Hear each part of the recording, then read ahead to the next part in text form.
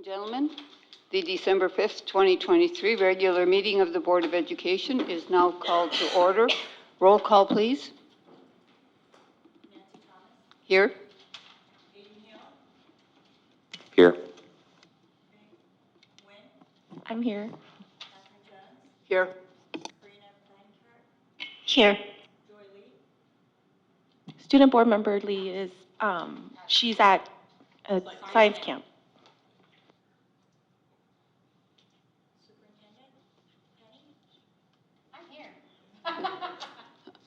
Okay, thank you. Next, we're asking if there are any public comment on closed session items. We have not received any. Okay.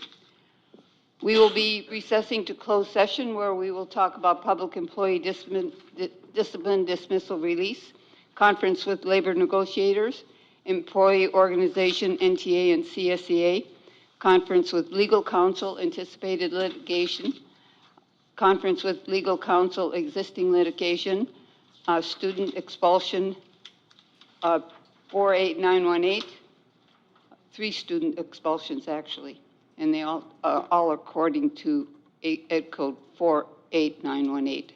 With that, recess to closed session. Thank you.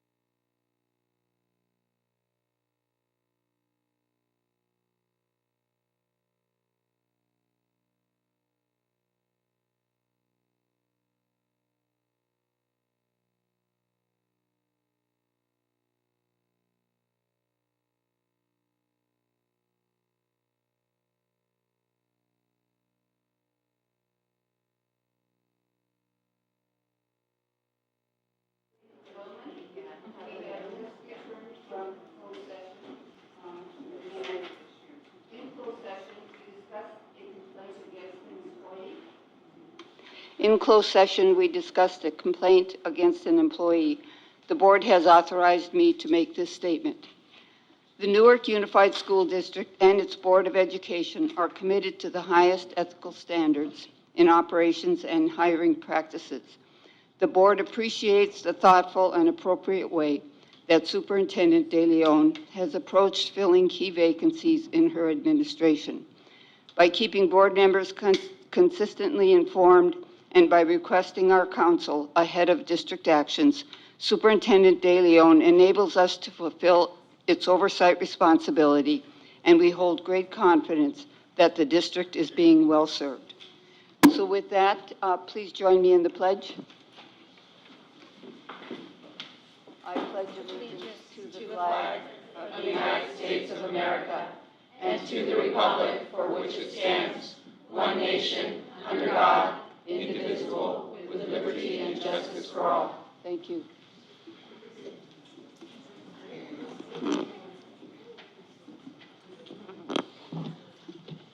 Next, is there anyone on the board that would like to pull any item on the agenda or make any recommendation regarding the agenda? Seeing none, I would entertain a motion for the approval of the agenda. I'll make a motion to approve the agenda. I'll second. Okay, thank you. Please vote. Pardon? Member Plancarte moved, And and Member Jones seconded. I'll read that out.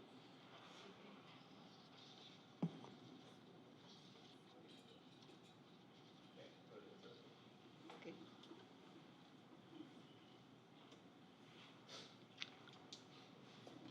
I'm not.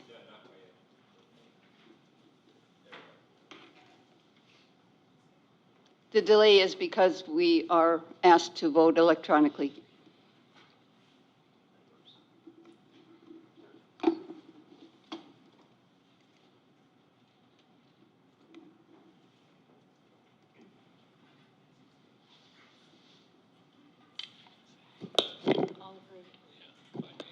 All approved. Okay, unanimous, thank you. Next, we move on to our school spotlight, Superintendent. It is my great pleasure to introduce the esteemed principal of Lincoln Elementary School, Miss Amanda Gallagher.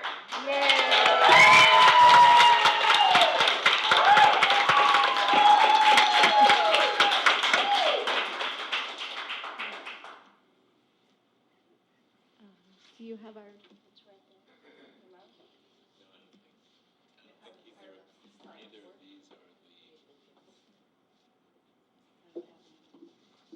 Well, while we're waiting, thank you, ladies and gentlemen of the board, for allowing us to be here, e-cabinet. It is my honor and privilege to be here this evening to shine the spotlight on Lincoln Elementary School. We actually don't have the presentation. Yes. I believe I did. I'll send it to you. Hold on 1 second.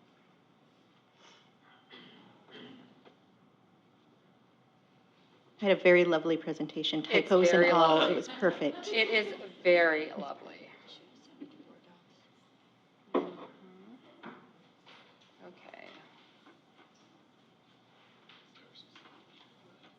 Okay. There you go. Who did you send it to? To Katie.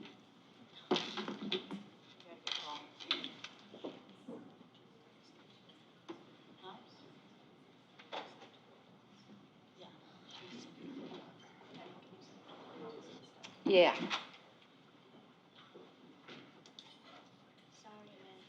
That's okay.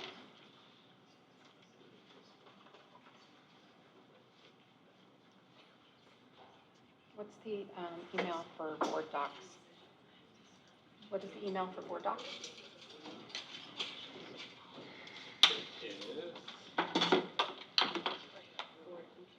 Oh, board computer. Okay, got it. Okay, you should have it.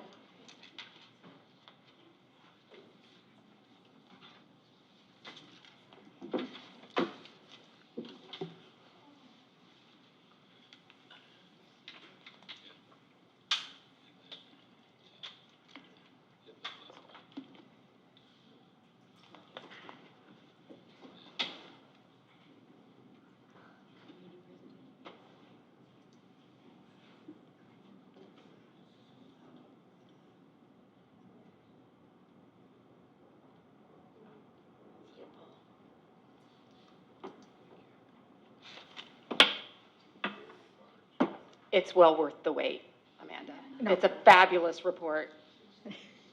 And that's okay. I get so nervous that now, It's yours, now you're fine. it's going to be great. It's all uphill, or downhill, or whatever. It's going to be great moving forward.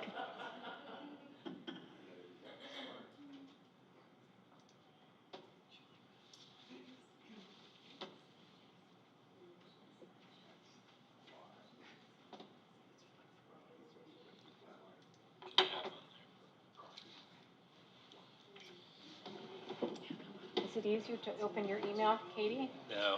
No.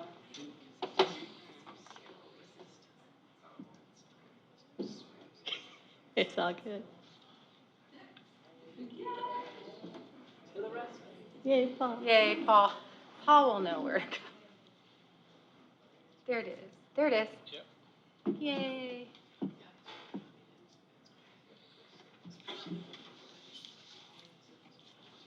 Thanks, Paul.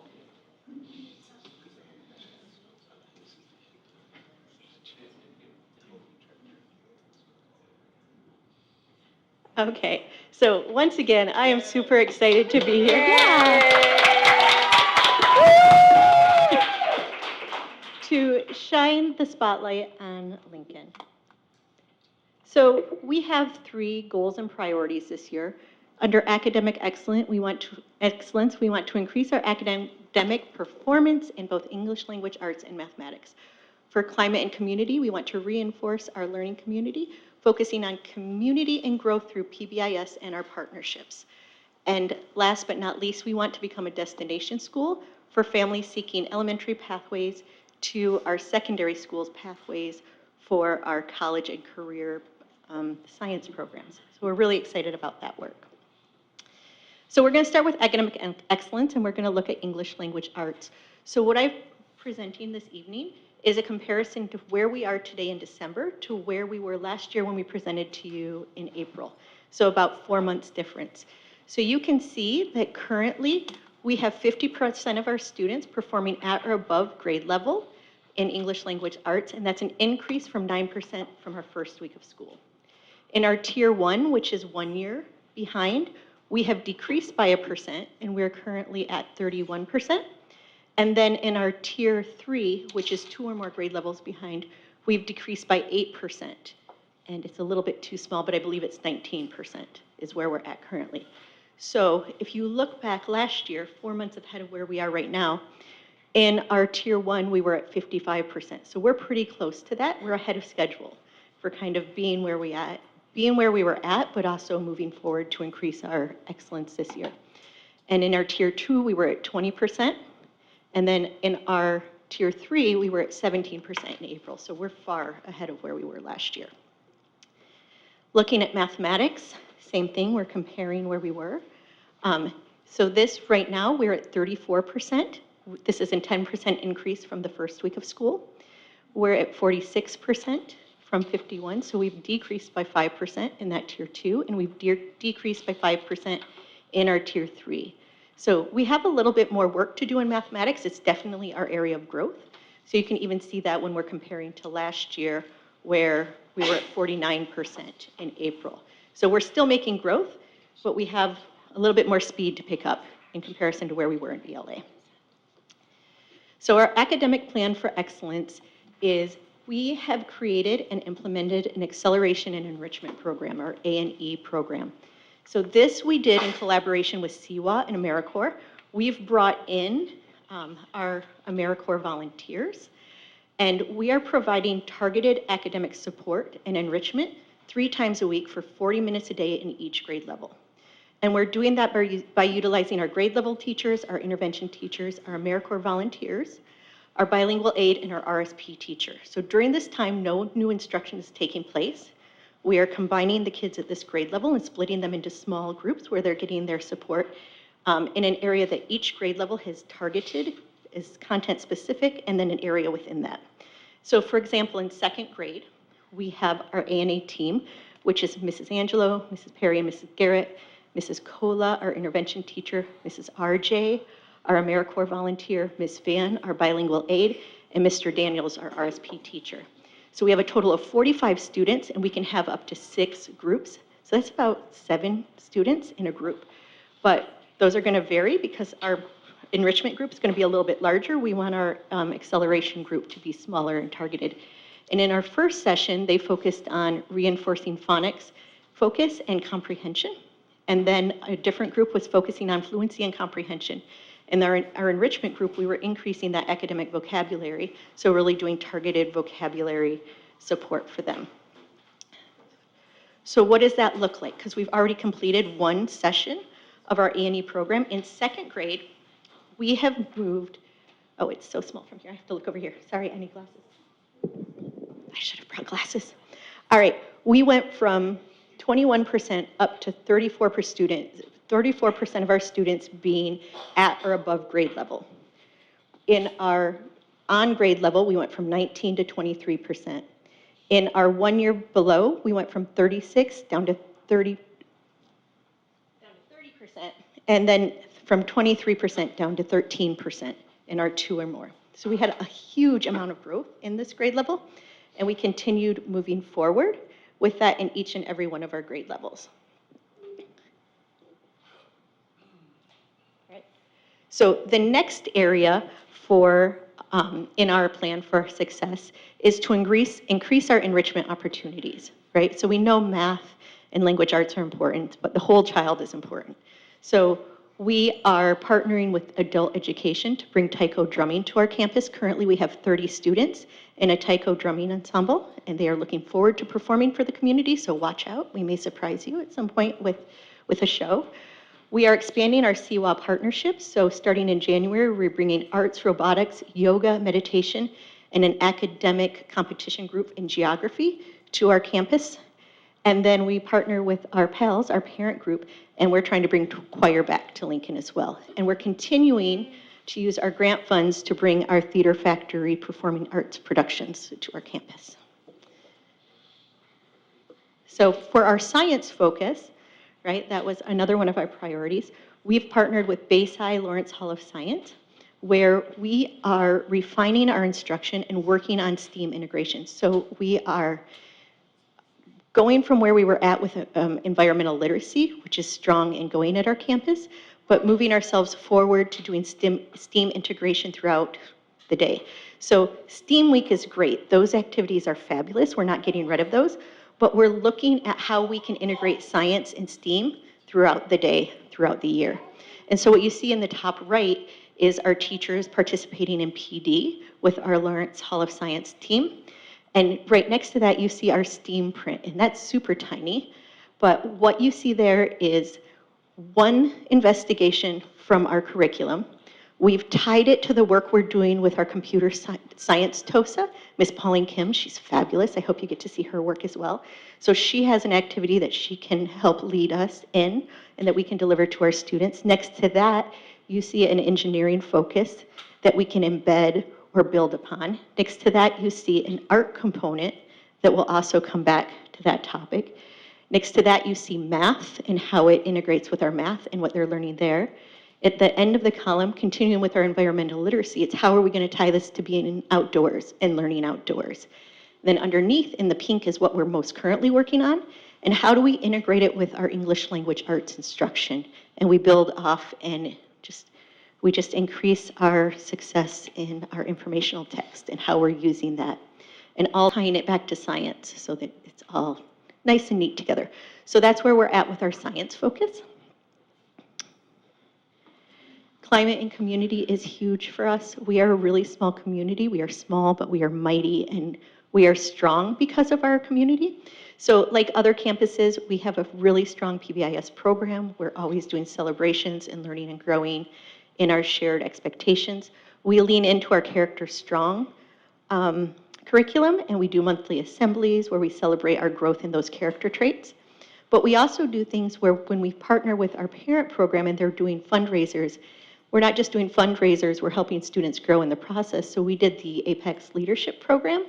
So they're fundraising because we're going to have a race at the end, but 2 weeks prior to that, we're building our leadership skills as a school. So that's fabulous. We have our turkey trot where we come out and compete in races. And this is a really good experience for students because we get to celebrate the students who come in first, second, and third place, but we're also learning to celebrate ourselves when we do our personal best and we participate and enjoy the event even without the medal. So that was really exciting to be part of this year. Spooktacular is a way we come together because our student leadership leads this. They plan it, they organize it, they set it up. The night of, they're the ones leading things. The adults are just there, and they invite the community to come be part of the school, and it's really great to see them grow. This year, we got to do something special, and we hosted all of our Newark Unified Special Olympic athletes. So any athlete that participated started the day off at Lincoln. We came together, we celebrated them, we hyped them up, we got them on a bus through their cheering lines, and they went out as a united front to go face their competitors. So that was really fun to be part of.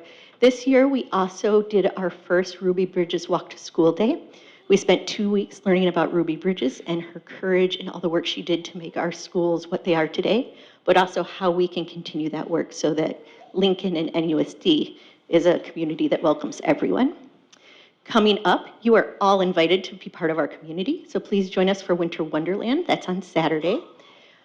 On the 11th, it's our 29th annual Young Authors Program kickoff with an author's visit, so you can come and be part of that. And that evening, our students are going to be presenting their Lion King production. So that is all kinds of fun and definitely cute because they're great up there. Last but not least, the day before winter break, we are going to have our Amazon Attendance Challenge. And we are going to compete to earn some gift cards, so it's going to be great. And that was a lot, but thank you so much and have a good evening. Don't forget, everybody roar.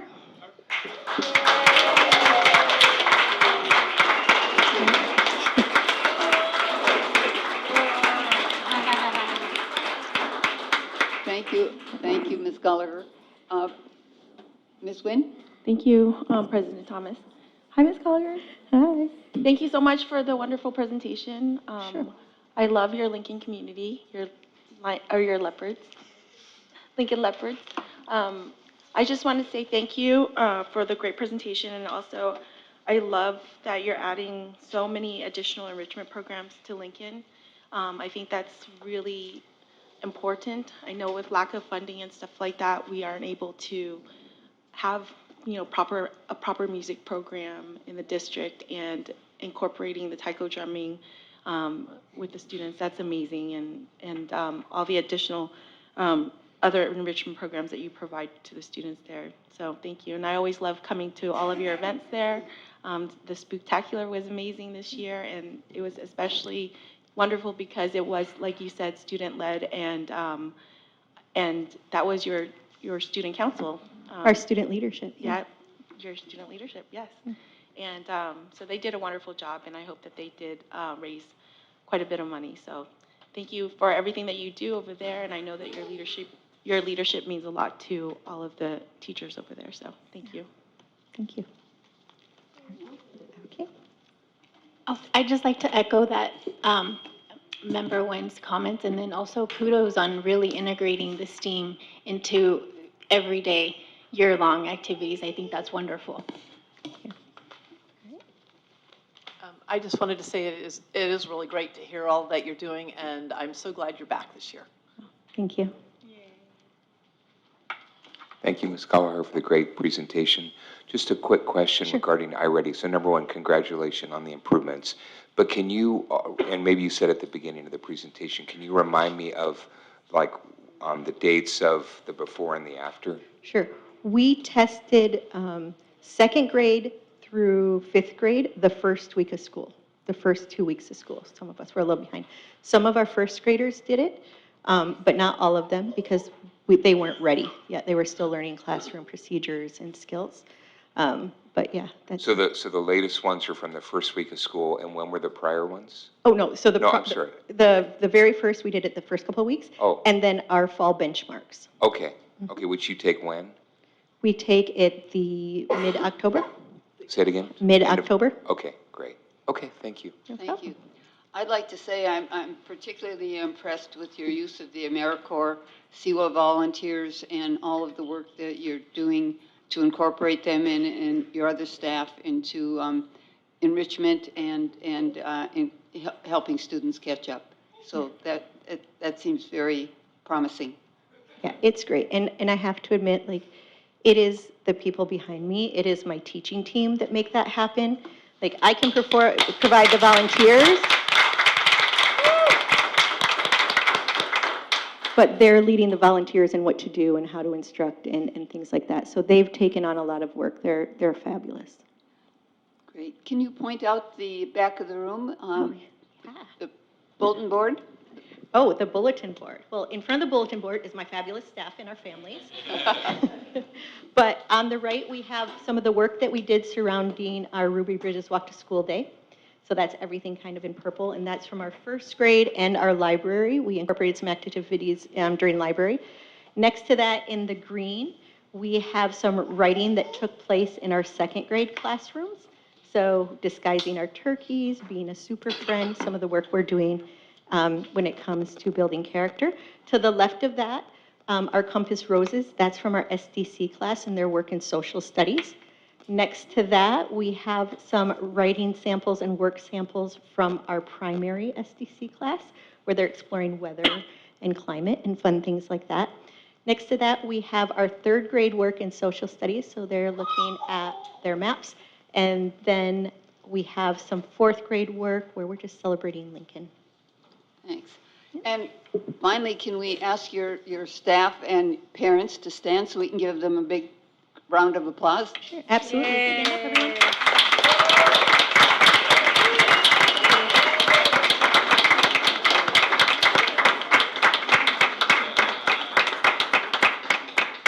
Thank you very much. And I have to thank my students because they know how nervous I get with public speaking, so they've been giving me little like pep talks all day. So thank you. You did great.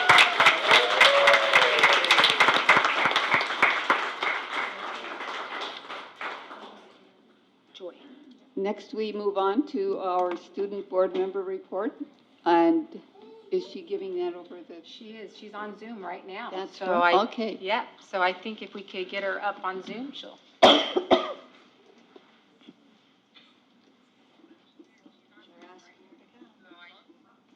Hello. You guys hear me? Is she up on that TV? Yeah, we can slightly hear her. Joy, can you start talking? Hello? She said hello. Should I go get? Let's go get Paul. I can see you guys. Hold tight, we're gonna go get our tech support again. And so he can get her. Yeah, gotta get her up on that one. On both of them, actually. Yeah.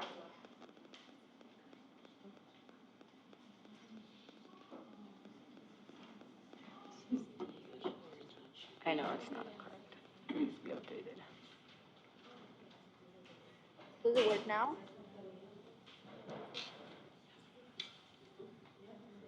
Joy, it's still quite light, so let's see what we can do.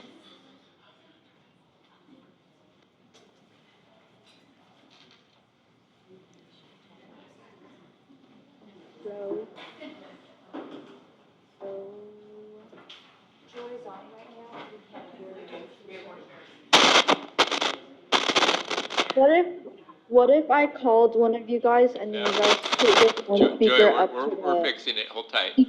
Would that be louder? Hold tight. We're fixing it. Go ahead, Joy. Hello? Yeah, we can hear you. Go ahead. Thank you.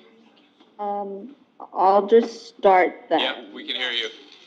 Thank you. All right. Good evening, Board, Executive, Cabinet, and community. I hope everybody enjoyed their Thanksgiving. I'm so sorry that I can't be here today as I'm at a science camp with Schilling Elementary School. So a clear recap of what has happened at our schools is that, first of all, we had our canned food drive. At the high school, we had a competition, and one class rose above the rest. It was Mr. Oak's third period who received a pizza party. All cans have been given to Viola Blythe, and it will benefit so many, so thank you to the generosity of those who did donate cans. New York Memorial High School's drama, Scared Silly, was a hilarious hit. Board members, I highly recommend you to come next time we have another drama. I also want to recognize Member Nguyen, who I saw went, and I wanted to ask, did you enjoy it? Yes, of course. The students did amazing, Joy. Thank you. Yes, it was amazing. They did so great. Next, our high school campus recently got 3 bin sorting stations, which is something that is so needed to helping the environment as food scraps in landfill often create more greenhouse gases than driving cars. Um, the high school, the high school is hoping to begin on working on education and how to use these 3 bin sorting stations effectively. Um, next, um, next, something that I'm personally really excited for is our clubs.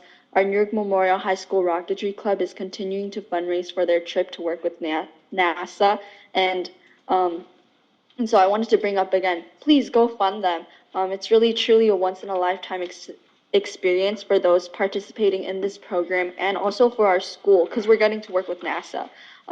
If you would like to meet them and honestly just go support them, they are hosting a rocket fair at the New York Ohlone campus on December 9th from 1 p.m. to 5 p.m. So this is for literally anyone who is interested in color fire demos, a mid-power rocket launch, and space-themed food. So it's for all ages. Come invite your friends and families. It's a free event. It's on New York Ohlone campus on December 9th from 1 p.m. to 5 p.m. I hope everybody wrote that down. LOV New York is hosting their annual toy drive for the holidays. If you would like to donate, you can drop off any new and unwrapped toys to the main office or the activities office. The last day to donate is December 17th. So the main office or the activities office. This is for families who may have trouble don't have getting toys, but still we want to celebrate the Christmas spirit, and what's any better than that to be able to give. And then next Friday, the 15th, is the band and choir winter concert. The concert starts at 7 p.m. in the theater. Student tickets are $5 and parents can go for $10. You can purchase these tickets at GoFan or at the door. And then our New York Memorial High School is currently preparing for our Winter Spirit Week, partnering with the Fremont schools. We have a dress-up competition and a coin drive where all donations will not only boost our school's points to win, but will be donated to the nonprofit of each ASB classes of each school's ASB's choice. And a couple of exciting events. Bridgepoint Winter Feast was held on November 14th at 11:30 a.m. Something really amazing is that the menu was planned and prepared by our culinary arts students with support from Child Nutrition. They wanted to thank Dr. De Leon for being there. And Bridgepoint will be holding its annual canned food drive next week. Awesome. The winning class will be treated to lunch by the main office staff. So I will now be sharing a few exciting events going on at the elementary schools. So Schilling is on their science camp right now, and I know the other elementary students are going to their own science camp soon. I hope all the elementary students are looking forward to their science camps because it's such a memorable event where we are immersed in science and have a chance to grow a love for nature. And Lincoln Elementary School, if you guys heard early in the presentation, will be hosting their Winter Wonderland on December 9th. Please go, please support them. It'll be really fun. And Schilling will be having their presentation of The Lion King Jr. at 6:30 p.m. in their multi-purpose room. And we'll also be having their Reindeer Run sponsored by their student council on Friday, December 22nd at 1:15 out on the field.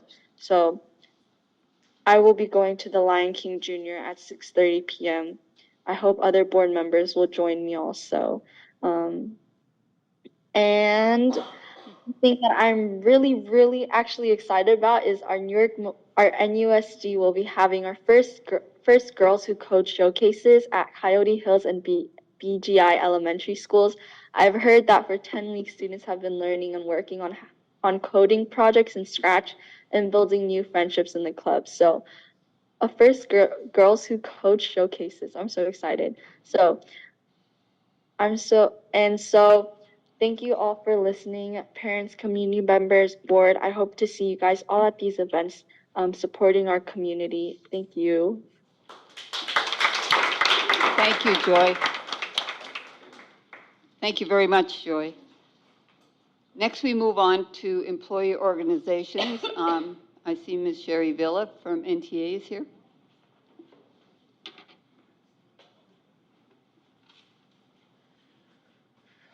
Good evening, Board President and Superintendent, and School Board members, Cabinet. My name is Sherry Villa. I'm President of our Newark Teachers Association. First and foremost, Mrs. Bakar, right? On behalf of NTA, welcome to our district. It's been a long time since the words deficit and reduction and cuts, it's been a long time since we have not heard those words. So something that all of my NT members were looking forward, not right, of course, not right away, but, yeah, big things. And I do look forward to meeting with you and getting to work, I guess. Mr. Burrell, another batch of subs in the power report. It's amazing what you do. Looking forward to doing that with teachers now, or eventually. So thank you for that. Appreciate it. Also, just want to bring to attention again, we do have vacancies in our district still. We have a science position in elementary and a 5th grade position at BGI. Our SEAL TOSA, the work that we need to that we are missing for our students, especially our Title I schools. We need to get somebody in there. We need to get her back doing the work that she was, we're planning on her to do. Thankfully, our math TOSA has been, we found somebody for that position. So I know in our LCAP it was talking about her doing work at the junior high with the 6th grade teachers. So moving in a positive direction. Other than that, I want to give a shout out to our NTA members. They're doing it every day. They come and they're our first line with these kids, and every day after day they come in the conditions that we're in still. But they're awesome. All 230, however many we have. But again, thank you, and Superintendent, thank you for the work that you're doing. Every meeting that we have, you're always, the educating these kids is while we might not always agree, you can definitely tell. Every single time in your heart, you have the kids, the students in our district, first and foremost, and I applaud you for that. So thank you. Thank you, Ms. Villa.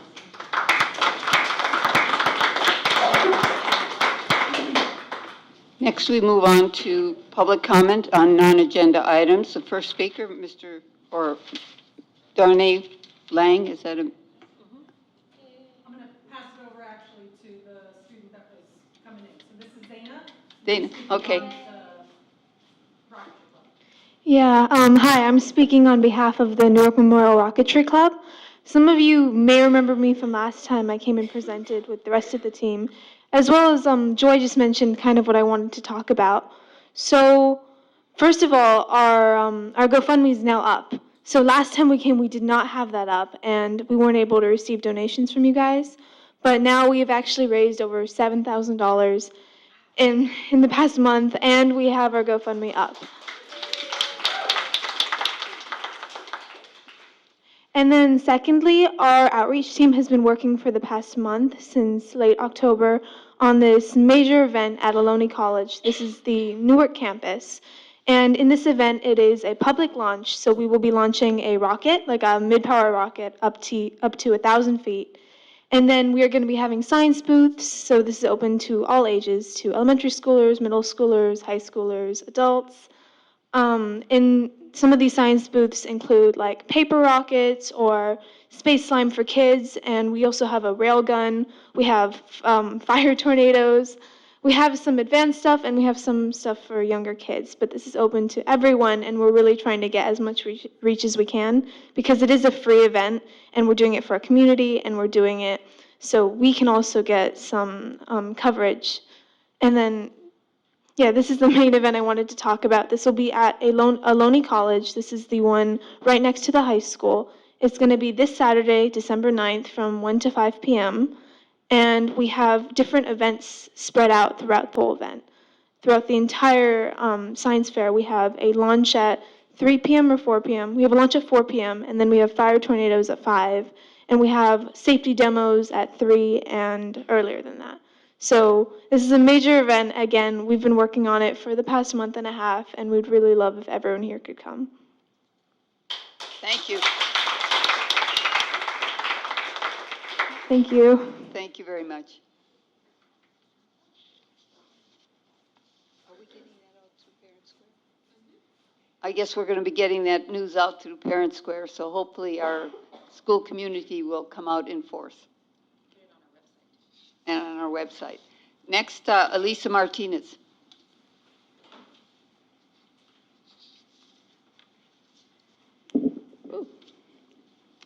Thank you. Good evening, Board. My name is Elisa Martinez, and I am a parent of 2 Newark Memorial students. Over the years, they both have benefited from many teachers and staff that day-to-day not only teach them, but care for them, and for that I am grateful and proud of our schools. It has been a while since I came to a meeting because, frankly, I consider it a waste of my time. As you, members Nancy Thomas, Aiden Hill, and Kat Jones came in with a focus on dismantling all the hard work of preceding boards and administration. But I also firmly believe that we lose the right to complain if we don't have the courage to step forward and hold those in elected positions to account. Item number 1, when you decided to buy out our previous superintendent out of his contract because you had no valid reason to let him go, I asked you to publish the total cost of your questionable decision. You have not done that. So how much did NUSD funds, of the funds, did you spend of 1 year of salary, the search firm, legal fees? So I'm thinking at least $300,000, $350,000. Not sure what the number is, but you haven't reported that. Item number 2.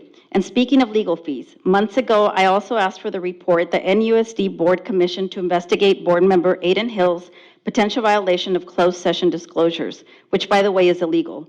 Where is that report? It was prepared by a previous law firm, and then you brought member Nancy Thomas's favorite law firm back. Then suddenly, nothing happened. How much did that cost NUSD? This is the same law firm that, by the way, many years ago made a mistake that cost the district over $500,000. Item number 3. So now we come to your hiring of Pene de Leon. Are you aware that she has single-handedly and alienated most of her entire team? They've now left. You know that. And sometimes we say good riddance, right? But are you also aware that all of these individuals are now in highly coveted positions? So who really made out better? They did, or did NUSD? Finally, if you're keeping track of the money, I wonder how you ended up now in a structural deficit again. We are from a 20% reserves back to a minimum of 3%. Where are the usual negative Nancys out in the crowd complaining that you irresponsibly hire? How is Aiden Hill and Nancy Thomas, who claim to be fiscal hawks, hire a superintendent and CBO, this last one under questionable practices, and agree to pay them what districts 2 to 3 times as large or larger than us are paying their folks with very large budgets? What are you thinking? And frankly, what are these so-called seasoned professionals demanding such high salaries for in a district that they know cannot afford it? Frankly, you all should be ashamed of yourselves, and please stop throwing our money away. Given that we don't have translation services, I'd like to translate this into Spanish. I will try to give an abridged version. If you have any inconveniences, please ask me to stop. Okay? I'm not sure that we offer that option to other speakers, and I'm not sure that... Actually, the law does allow for a translation. And in fact, you are in violation of the law, so I normally, in the past, have translated my own speeches. Well, we don't translate... 6 minutes, you allow the double time. But you allow 6 minutes. We don't translate... discrimination against Elisa because she's now considered not a speaker.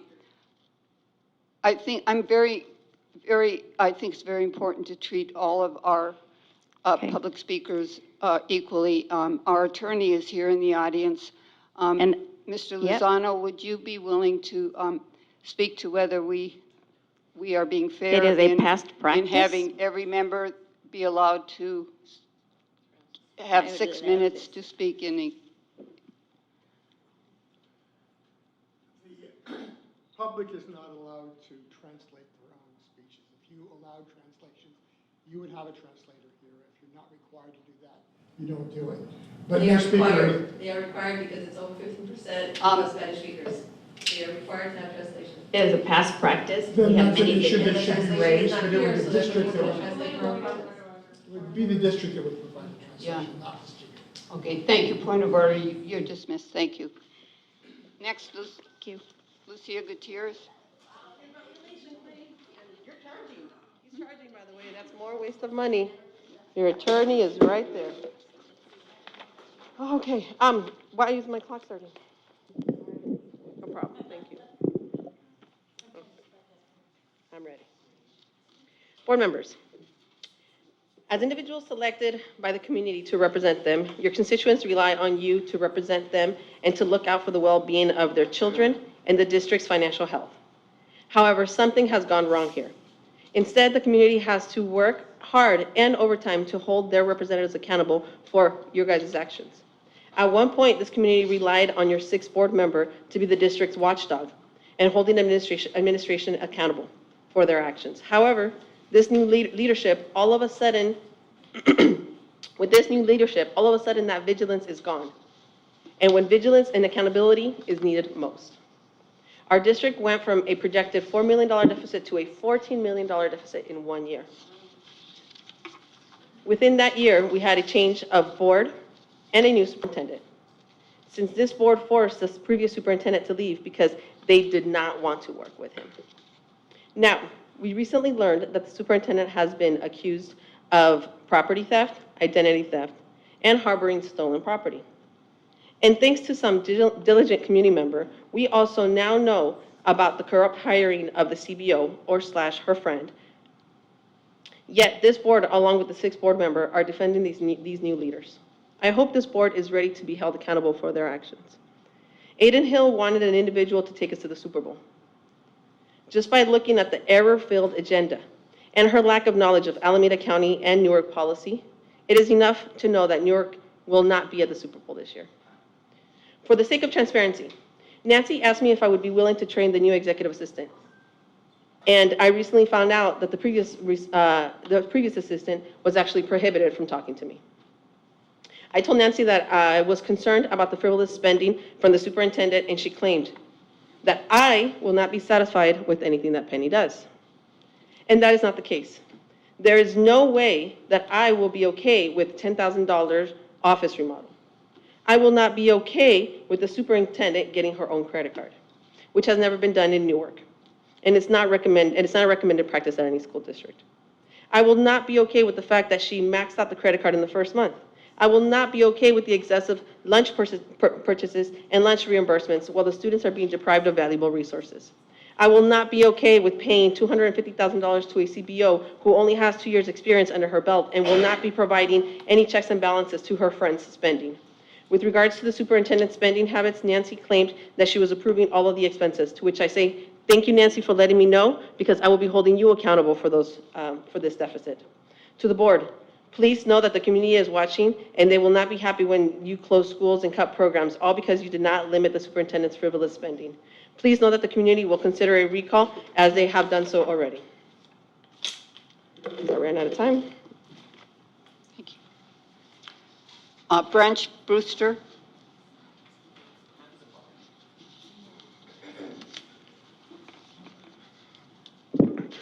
Good evening, Superintendent and Executive Board. That's going to be quite difficult to follow, but I came up here as a staff member at Lincoln Elementary to continue spreading the love of our Lincoln community.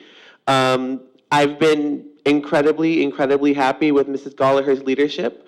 I've seen incredible things happening at Lincoln, and it seems like every time we have a meeting, Ms. Gallagher's wrangled up some new resource that we can use or some new program that we can implement. I'm not sure how she does it, but it's incredibly impressive. And and she's been incredibly supportive of the entire staff. And this is my 5th year at Lincoln, and our community seems stronger than I've ever seen it. So I'm really grateful for her leadership. And I'd also like to thank Member Nguyen, President Thomas, and Superintendent De Leon for attending the Spooktacular. My partner, Mrs. Angelo, and I, we run the student leadership program at Lincoln. And when the students found out that the superintendent and the board president and board members were coming, they were incredibly excited. It inspired them to work even harder.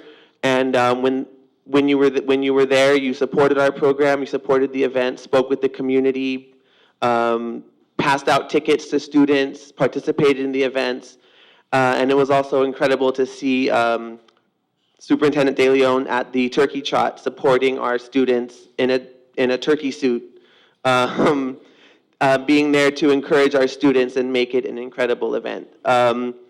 All this high-level money stuff, that's above my pay grade, but as a staff member at Lincoln and at Newark Unified, I've had nothing but positive interactions with you, Superintendent De Leon, and I'm grateful for that aspect of what you're doing. And things seem, as far as Lincoln Elementary, things seem to be going pretty well right now. So thank you. Thank you.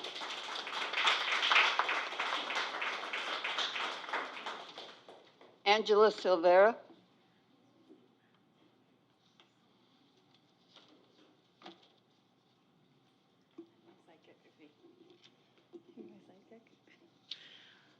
Hello, I'm Angela Silvera, and this is Adeline Silvera, my 4th grade Lincoln student. I am the 8th year president of the PALS group, which is the parents and Lincoln staff. And I wanted to tell you that I also think Lincoln is an amazing school. All of my kids feel like Lincoln is their home. Even my high schooler, when I talk about Lincoln, he's like, oh, that's my school. He feels that much connection, even though he's in 9th grade now. But I wanted to come up here to invite you, and I know they've already said it, but to invite you to Winter Wonderland since it's PAL's event. We have a raffle. There's going to be donuts and conchas and croissants and coffee and craft for kids, and then you can get pictures with Santa if you'd like, and we're doing a photo booth this year, which will be fun. So I'd like to invite you. It's $5 a person, just so that you know, or $7 at the door, and all the proceeds help fund all of the things that we do at Lincoln. We also, do you want to say it? Go ahead. We also want to invite you to the play Lion King that is going on at Lincoln. You're in it, huh? Yeah. And that's on December 11th at 6:30. I'm also excited because Lincoln, I believe it was mentioned, but we're also that same day are having an author come and visit. Mrs. Borrego every year tries to get an author to come inspire the kids so that they can write young author books. And I believe Adeline might do one again this year, which will be great. But I just wanted to come up here as a positive, to echo what Branch that Mr. Brewster said, that we love our Lincoln community, and thank you for supporting us, and we hope to see a lot of you there. And then afterwards, you can go to the rocket event. Thank you. Thank you. Thank you. Thank you.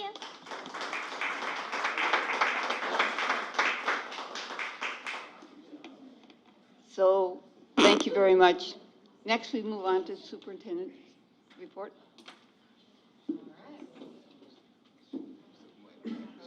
Wait. Oh, yeah, oh, yes, Mr. Anderson is online, thank you. Oh. You have Mr. I have it on Zoom. I had it on it Well, please come forward.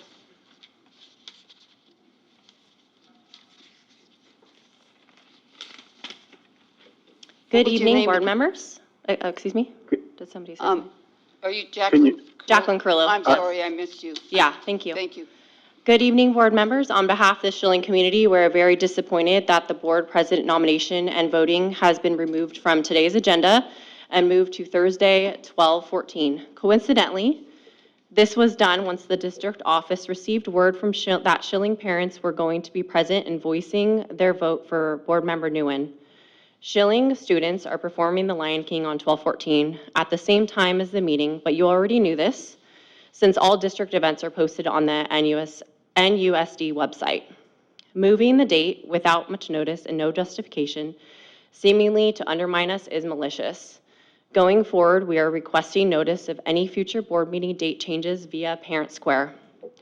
Board members, let us remind you that you have been elected by us to serve the Newark community as a whole, with the intent to do what is best for our students. It is your responsibility to hold the district accountable, especially the superintendent, to ensure there is transparency, equal opportunity, and appropriate services to all Newark Unified students.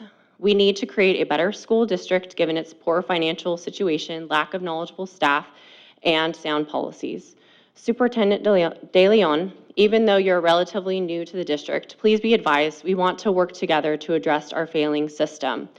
Taking away opportunities for us to speak up and be heard is not acceptable. Please do better. According to the October warrant report, you spent $9,873.12 on office furniture, despite having access to a warehouse full of free furniture available to district employees. Just to remind you, we're $14 million in deficit, and this frivolous spending is irresponsible. Another concern is the abuse of district-issued credit cards. This is not only concerning, but has detrimental implications that are impacting our entire district.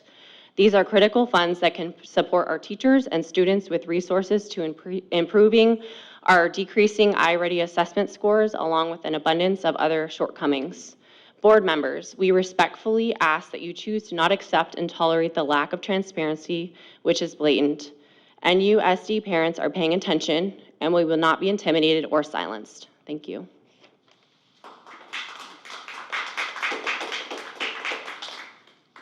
Next, we have an online speaker. Can you hear me? Yes, we can hear you. Okay, I'll get started. Good evening. Tonight I will speak about two issues. First, prior to tonight's meeting, Schilling parents became aware that the NUSD board had planned to put a vote on the agenda for tonight for the new board president. In response to this plan, our community worked hard to be able to attend tonight's meeting and speak about this agenda item. However, I was quite surprised on Friday, December 1st to see the specific item was pushed off to a new, previously unscheduled meeting on Thursday, 12/14/2023. We had many parents change their schedules and coordinate babysitters to be able to attend tonight's meeting. Moreover, the new date you chose intersects with the previously scheduled event at Schilling. This is unacceptable. In this moment, you've used your power to set the agenda in an attempt to silence our voice and make it harder for our community to engage in this process. Those actions communicate a lack of respect for our parents and other parents in this district. Moreover, makes it harder for us to engage in the process of community engagement. We are here to support the work of our schools and become a part of a larger community of parents that works together to strengthen NUSD in these difficult times. Your decision tonight has made it more difficult for our community to share our voice.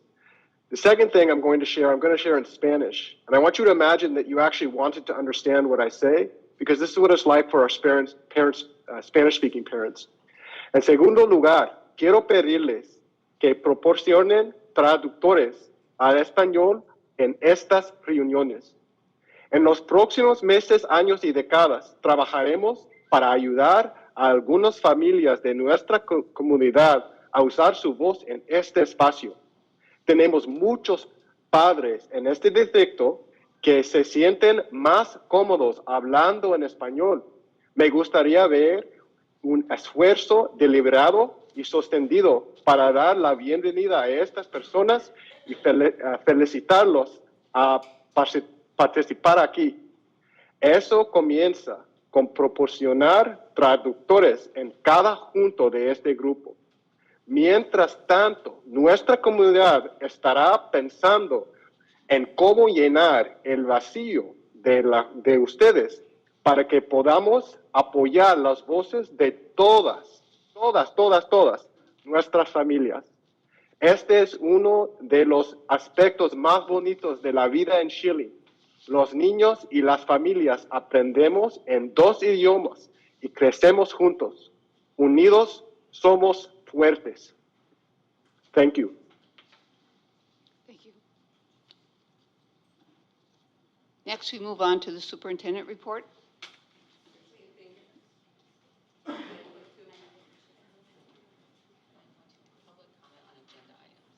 Oh, I'm sorry. We have public comment on agenda items. The following individuals are free to make their public comments now, or they can make them when the item is called later. So I'll try to get them in order. I believe 12.3 and 12.4 have been requested by Ms. Gutierrez. Do you wish to speak to it now or later? Now. Okay, please. It's actually more than that. They're all lined up, all the numbers. It's 12.13, 12. I have them all. I thought I would call them in order, but that's fine. Perfect. You can handle all of them. No problem. Thank you very much. Okay, I will start. I will start with number 12.13, organization meeting. So this one is simple. I thought about explaining a little bit more about this one, but I think it's important that you guys also do your homework. So please look up Assembly Bill 2449, and hopefully that'll give you guys direction as to when you should actually be agendizing that section. Para los papás que están en casa y no pueden venir, y de hecho tienen ganas de venir y no vienen porque no tienen traductores, les quiero informar que en este distrito, porque tenemos más del 15% de los familiares que hablan español, se requiere traducción en todos los documentos que provee el distrito y en todas las reuniones que tiene, ya sean iguales a las de la Junta de la Mesa Directiva. Entonces, por favor, exijan que cuando quieran ustedes participar, que tengan traducción, porque ahorita es obligatorio que tengan traducción, y en este caso, ahorita en esta reunión, no la tienen. Thank you very much. 12.4. Correct. So this is regarding the Brown Act violation. So once more, I address the mistakes of the president. Nancy, you reached out asking for clarity on the violation, yet it seems that your 17 years of experience were not sufficient to help you see your mistakes. The Brown Act requires, prior to any action on the salary schedules, compensation paid in the form of fringe benefits or of an agency executive, a board must orally report the summary of a recommendation for the final action during the open session in which this action is taken. I will repeat, during the open session. At the November 7th board meeting, you reported out on closed session and provided the summary right after. You then proceeded to ask for a motion to approve the agenda. If you claim no Brown Act violation was made, then you claim that the summary was done during open session. However, when did open session begin? Is it with the approval of the agenda? Is it with the tapping of a gavel? Wait, that didn't happen. We don't know what time the meeting began because, well, you never officially opened it. On top of that, there was no time that was stated or recorded. Maybe we should refer to the minutes. Wait, we can't do that either. As for your response, you needed to respond to me and the other individuals directly. The law does not say that you should post it on the agenda and that it's all taken care of. So again, you have failed in responding properly. All the community asks is for transparency and for the laws to be followed. At one point, Aiden insisted that the Roberts Rules of Procedure be adopted. Sounds like a good idea right about now. It would definitely keep everybody accountable and force you guys to run an organized agenda. You continue to make Brown Act violations and nothing will happen to you. But you know that the community is watching and a recall is not too far away. Kat and Karina, I hope you begin to dissociate yourself with these inappropriate actions, and I urge you to attend board trainings so you can be informed as to how to avoid these violations. As for the attachments on this agenda item, please know that you have violated 3 citizens' right to privacy by not redacting their personal emails. Please do the right thing, remove the attachment right now, and redact their emails ASAP to avoid any harassment as a result of your mistake. Your carelessness is opening the district and each one of you to the litigation, and I do hope you know that. Additional mistakes on the agenda. You have provided anticipated litigation, yet you did not write any number of cases that were going to be discussed. You have existing litigation, but you did not put a name or a number of the case, even though it's highlighted on the template, making it easy for you to know. For roll call, you don't even have the new student board member's name on there, and that's been an error all year. It also looks like you've disregarded any announcements from middle school and Bridgepoint student representatives. There are free Brown Act trainings available to the board, so I do hope you take advantage of those. Okay, thank you. I believe you have 3 minutes for each item. Next item is 14.7? Correct. Okay, 14.7. This is regarding the resolution to adopt a conflict of interest code. On this item, again, we are looking at accuracy.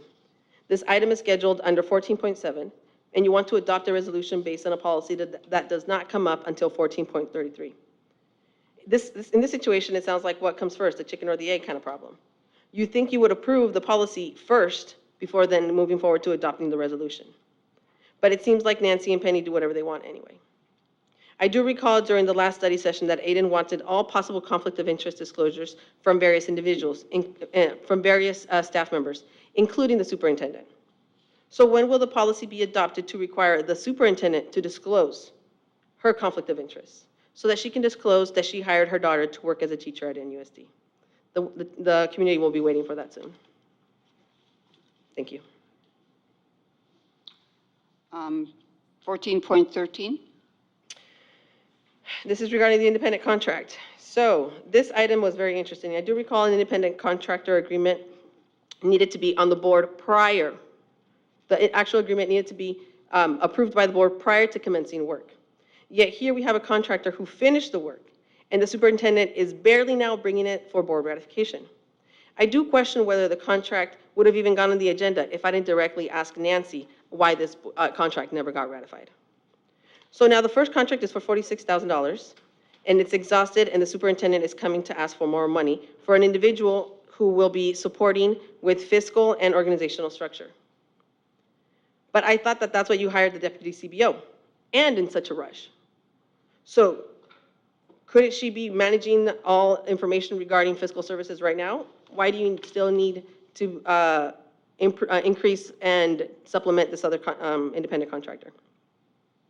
We have a $14 million structural deficit, and apparently also have enough money to pay a $250,000, over $250,000 CBO, and another $60,000 for a second CBO to help the super qualified CBO. I hope school closures don't come next. Additionally, the second agreement says that it supersedes the first. However, the description says more time is needed to complete the work of the first agreement. It sounds like a supplement is needed here, not a superseding contract. So let's paint the picture. The superintendent has an approval limit of $48,000 roughly. Both of these contracts would be $60,000. So if she splits the agreement and made them independent, then she would not have to bring it to the board for approval. Sounds like somebody might be trying to be sneaky. Something else I found interesting about these contracts is that the use of the standard contract when you first hire an independent contractor was replaced with a more simple contract in the second agreement. And in the second agreement, you are removing all safeguards for the district. No insurance requirement, no information on equipment and materials requirement, no fingerprinting, no assignment, no non-discrimination, no indemnification, no copyright, no waiver, no litigation or licenses requirement. All protections to the district have been removed. So that actually seems a little bit fishy. And then, hey, Aiden, do you know if this new contractor has a license with the city of Newark? Because I know that's something that you insisted on all prior contractors, right? Exactly. So interesting how practices have changed.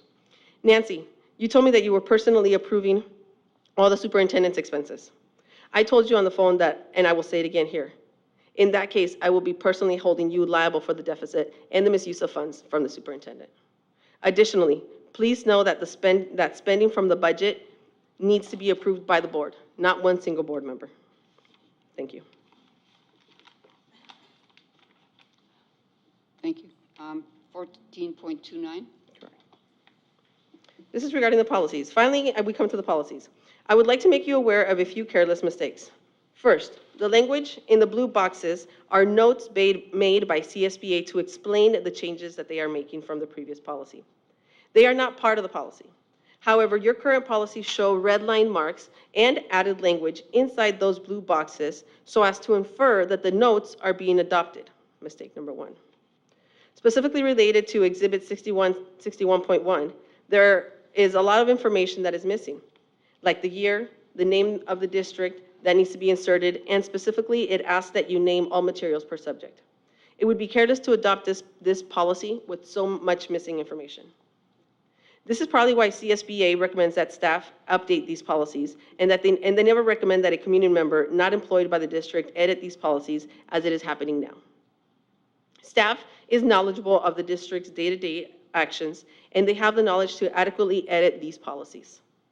Some policies ask you to choose between two CSBA-approved languages. So who's making that decision? Our community editor? The current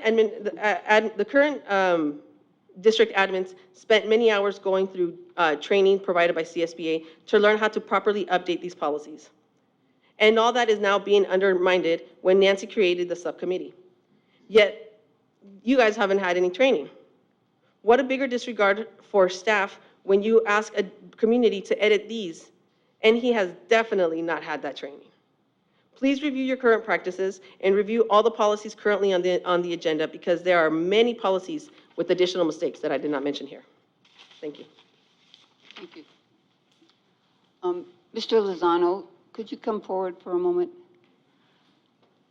I would appreciate it if you could describe why we have to have the organizational meeting on the 14th and not on the 5th. Yeah, there is a requirement in the law that you have it within 15 days after the election day. So it's a limitation on the framework is within that 15 days after the election day. Well, there's no election this year. Or the first Friday in December. Thank you. Is there any other comment you can make regarding these items that have been spoken to? Yeah, as far as the Brown Act violation, I've looked at the YouTube recording of the board meeting in question, and I looked at the agenda. There is no violation of the Brown Act by this board. The requirement is that there is a verbal or oral summary of the financial terms of employment agreements with the executives. You provided that. Obviously, it was an open session because I saw it on YouTube, as would anybody who was actually in attendance at the meeting. So the verbal summary was in fact given. It does not state where in the agenda it has to be done, other than the fact that it has to be done before the contract is voted on, which is in fact what was done at that board meeting. Thank you. Any other comments on any issues that you can remember or think about? No, it's unfortunate. I mean, if people were trying to find things wrong, you could nitpick just about anything. I think what's important is for the community to come together for the benefit of the students and work together as a unit rather than being on the attack, but that's a personal opinion. Thank you. Okay.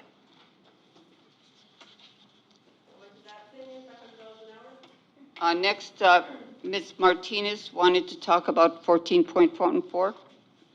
There's a couple. And 14.18. If the board would permit me, I'm feeling a little bit discriminated against.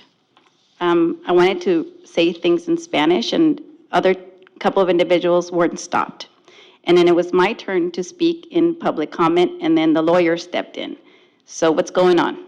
Just wanted to pose that question. But Mr. And so Lozano, did you want to say something to that? I would simply point out all speakers have 3 minutes to speak. If they want to speak in Spanish, that's perfectly fine. But nobody has more than 3 minutes to speak. Thank you. It's in your guys' own policies, and it's in your guys' own description. If it's gonna be in Spanish, then they have 6 minutes.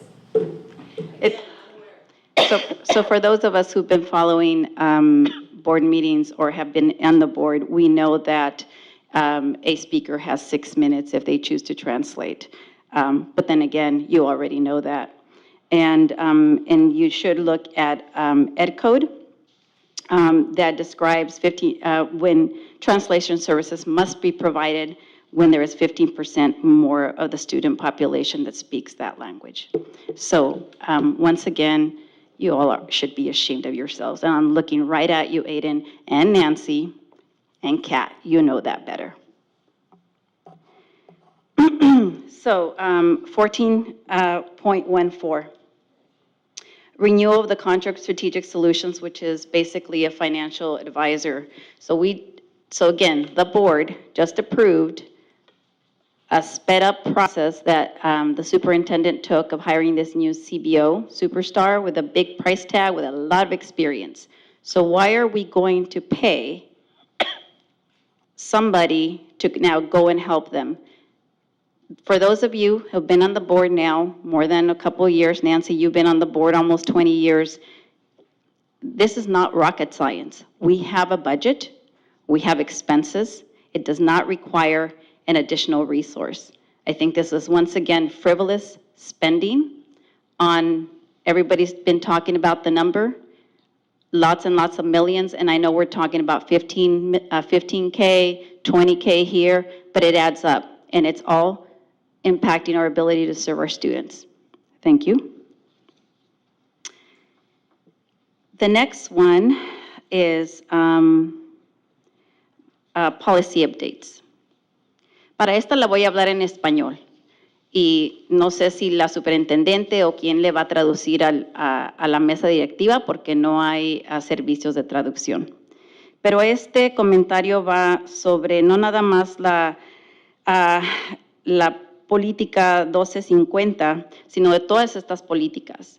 Estamos en una situación donde hemos perdido muchísimo del talento del equipo ejecutivo, del equipo administrativo.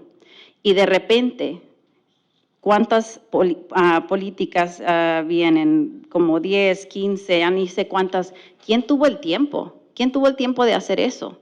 Cuando la asistente ejecutiva ya no está, que típicamente es la que le dan entrenamiento y es la que cambia los formatos y se los presenta a la mesa directiva. Otra práctica es que la mesa directiva tenga un comité que hagan las revisiones a los documentos, pero tampoco sabemos cuál es el proceso que se está llevando. Lo que se dice en Newark por la comunicación informal es que un residente de Newark, un muy amigo de Nancy, Thomas, que siempre le ha ayudado en muchas cosas, pero no es parte de la mesa directiva, se dice que él es el que está proporcionando todas las revisiones a los documentos y se las está presentando a Nancy para que ella las traiga a esta mesa directiva. Yo no sé cuál sea la verdad, yo nada más repito lo que se está escuchando. Lo que sí me preocupa es que ahorita este equipo no tiene la capacidad de hacerlo y de repente todo esto está sucediendo. Entonces es una pregunta que me gustaría que esta mesa directiva nos dé una respuesta para la próxima junta. Gracias.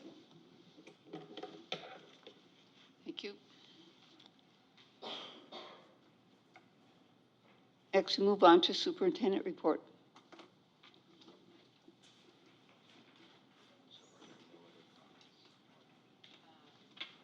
No.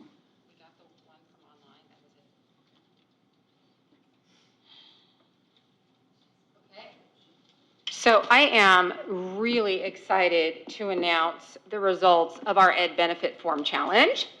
So we're going to move into the positives. So as a district, we are doing everything we can to increase revenues. And one of the biggest ways that we do that is by ensuring that we get all of the resources that we can possibly receive as a district.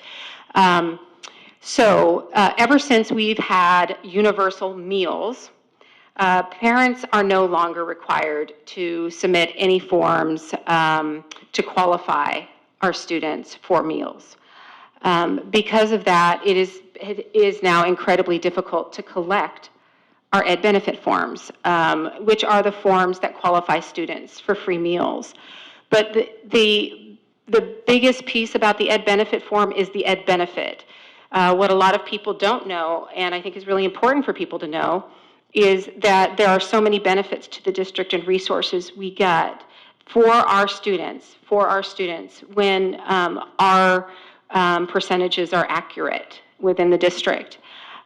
So we had a campaign this year, and our sites all challenged each other to try to make it over 75% of collection of ed benefit forms.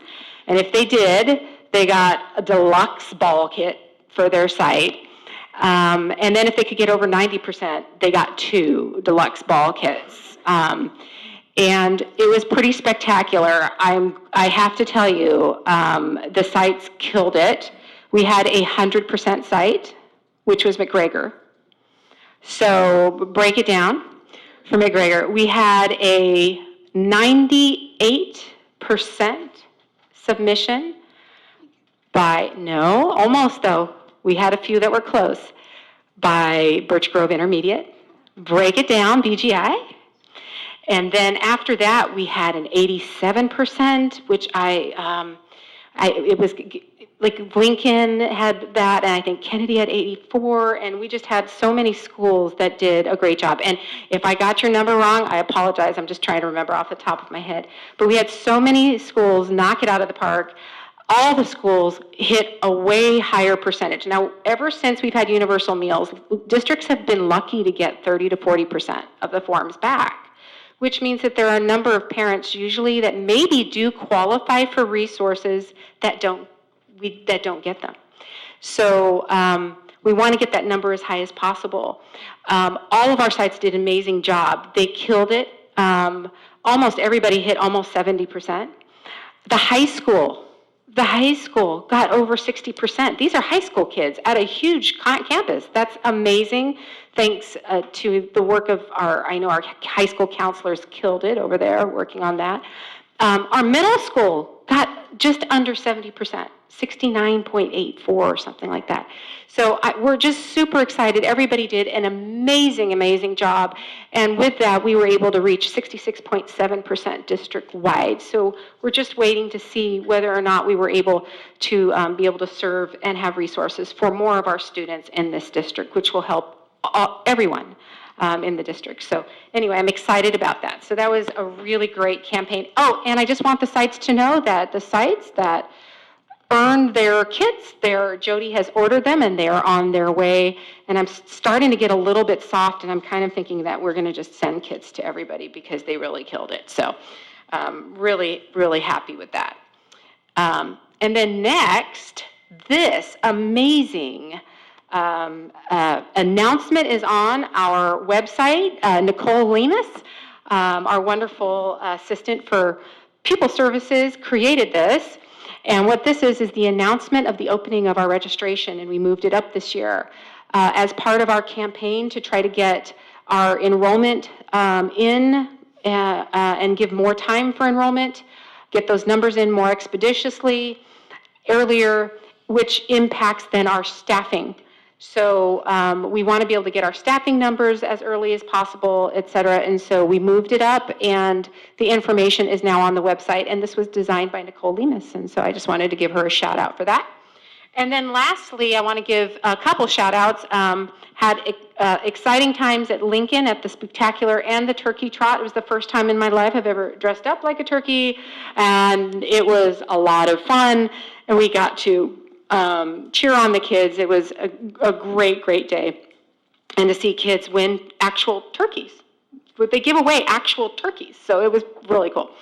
And then also was really excited today to drop by Coyote Hills and go visit the Girls Who Code showcase. Absolutely amazing what they're able to do. Watched several computer games that they created with background noise, like the whole thing, the whole image in the background, the sounds, the click, actually coding how the cat chases the mouse, and it's just, and how they gain points and the whole thing. It was just absolutely amazing, and just want to thank Pauline Kim and all of the people who work really hard to help our kids code, which is part of a bigger, what we're working on is part of a bigger K-12 or TK-12 pathway for computer science all the way through our schools. And so we're really excited about that work. Anyway, that is my board report for tonight. Thank you. Thank you. Okay, next we move on to item 12.1, nominee for CSBA Delegate Assembly. Oh, I'm sorry. Oh, of course, I'm sorry. I ready staff report. Superintendent, do you want to introduce this? At this time, I call on Assistant Superintendent Dr. Nicole Pierce-Davis, to give us our iReady report. Oops. Technical difficulties.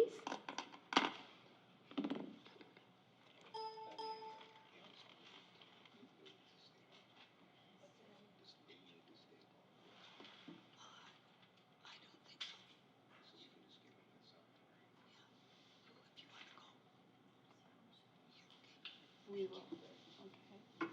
And then it's thank you.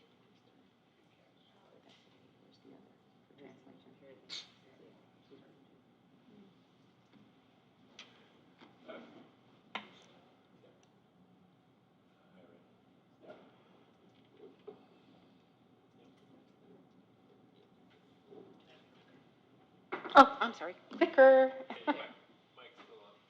Oh, sorry.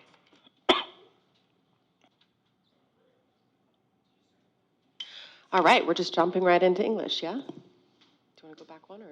That's okay. We can start there. All right, so as Ms. Gallagher, Principal Gallagher from Lincoln Elementary discussed a little bit, we did our fall assessment for iReady. For our community members, this is an informal progress monitoring assessment tool that we use for literacy and mathematics. So this is not a summative assessment. This is not our state testing. This is a sort of progress monitoring along the way to see how our students are doing and to make small adjustments over the course of the year. So teachers use this assessment to think about their small group instruction, think about what students might need to be pulled for intervention, either in small groups in the back of the room or by an intervention support personnel across our district. They use it for reteaching opportunities, amongst other opportunities. So just to give a little bit of information about how this iReady assessment is used, because tonight what you will get is a really broad brush, an overview, but this is not the data we use to actually make change in the district. That data is more at a student level, and that's what different school sites are looking at more closely. So I just want to make that clear. All right, let's jump right into it. So starting with, again, this is our fall window. It should be noted real quickly for the board as well that there is a movement right now in NUSD, and we're working with Curriculum Council on this to change our assessment windows next year. So you may see that brought to you at the end of the year. Again, it's working through Curriculum Council. It's really being driven by principals and teachers, and Ed Services is supporting their feedback. They want a beginning of year assessment, and so they'd like us to kind of shift the calendar a little bit. But again, we'll bring that towards the end of the year. So sorry if I'm giving you a bit of a preview there. So this is our iReady reading. This is literacy assessment overall across the district. I want to note a couple things here. You see the large number, 4,574. That's because we open iReady to all of our students. For our older students, we use it as a reclassification assessment. And then for our younger grade levels, we use it as a progress monitoring tool. Our middle school is also piloting this. So as part of their pilot, they chose a later window. And so I might be coming back to you in January with those December results as well. So iReady, this is by domain. So as you can see here, phonological awareness is something we're doing quite well. This is something that, for instance, as we think about our ELA adoption, if we know we're doing something really well, like phonological awareness, we might want to focus on parts of the text that focus more on comprehension of literature or specifically informational text here. We also see vocabulary as another area for improvement. Whereas with phonics, phonological awareness, high-frequency words, we tend to do a little bit better across the district. This is by school. And again, you're going to see students assessed on the side. Please keep in mind that we do not assess our kinder or our TK students, so those students will not be included in those numbers. Again, so you can see kindergarten, that's about 338 students that are not assessed. And then we've got for each grade level, grade 1, 2, 3, and 4, how their spans are across the district. Again, the green with the lines going through it is above grade level, green is right at grade level, yellow approaching grade level, and the red is 2 or more behind, grade levels behind.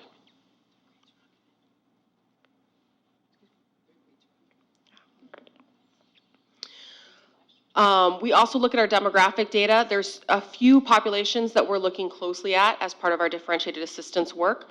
One of that is our English language learners. We always look at demographics, specifically looking at, not when we look at our achievement data, but when we look at other data, we look at our African American students, and then we also are looking very closely at special education students this year. So this is a breakdown by Hispanic or Latino. We do block out any sort of data samples that have less than 10 or less students. So notice you might see a little block there, but then you also see it broken down by demographics for Asian, Black or African American students, Native Hawaiian or other Pacific Islander students, 2 or more races, white, and then are not reported. We also have socioeconomic status. This is an area of the LCAP that we focus on, along with our foster youth and English language learners, and our English language learners. I think there was a question a few weeks ago at a prior board meeting, and Ed Services is really looking closely at our English learners this year as a real area of a focus. Special education. Excuse the pauses. I feel like you guys can read the data yourselves, so that's why I'm not talking through it. And then mathematics. So again, iReady in mathematics. This is for the full district.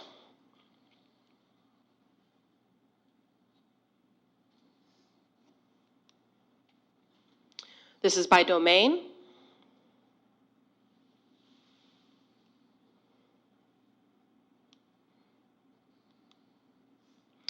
By school site.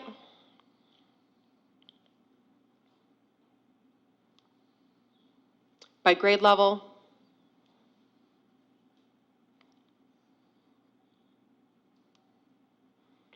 Hispanic or Latino.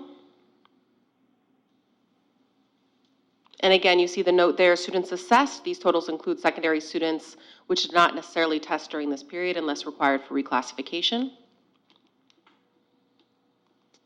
By racial demographic.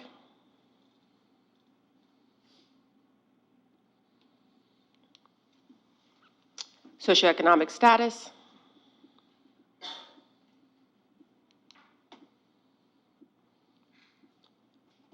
Whether or not English is the primary language at home. And special education.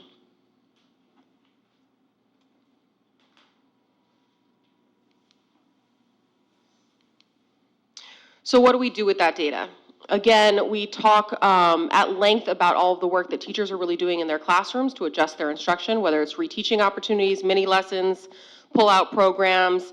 Lincoln Elementary talked about how they're using their AmeriCorps volunteers to create an entire intervention program. Ms. Gallagher is also speaking with the principals at Coyote Hills and Schilling, who also were given AmeriCorps volunteers. Again, it's going to work differently at every school, but those are the kinds of opportunities that we create when we have this kind of data. We're going to continue our focused professional development for subgroups. This was something that NTA really asked us to do, and it fits Board Goal 1.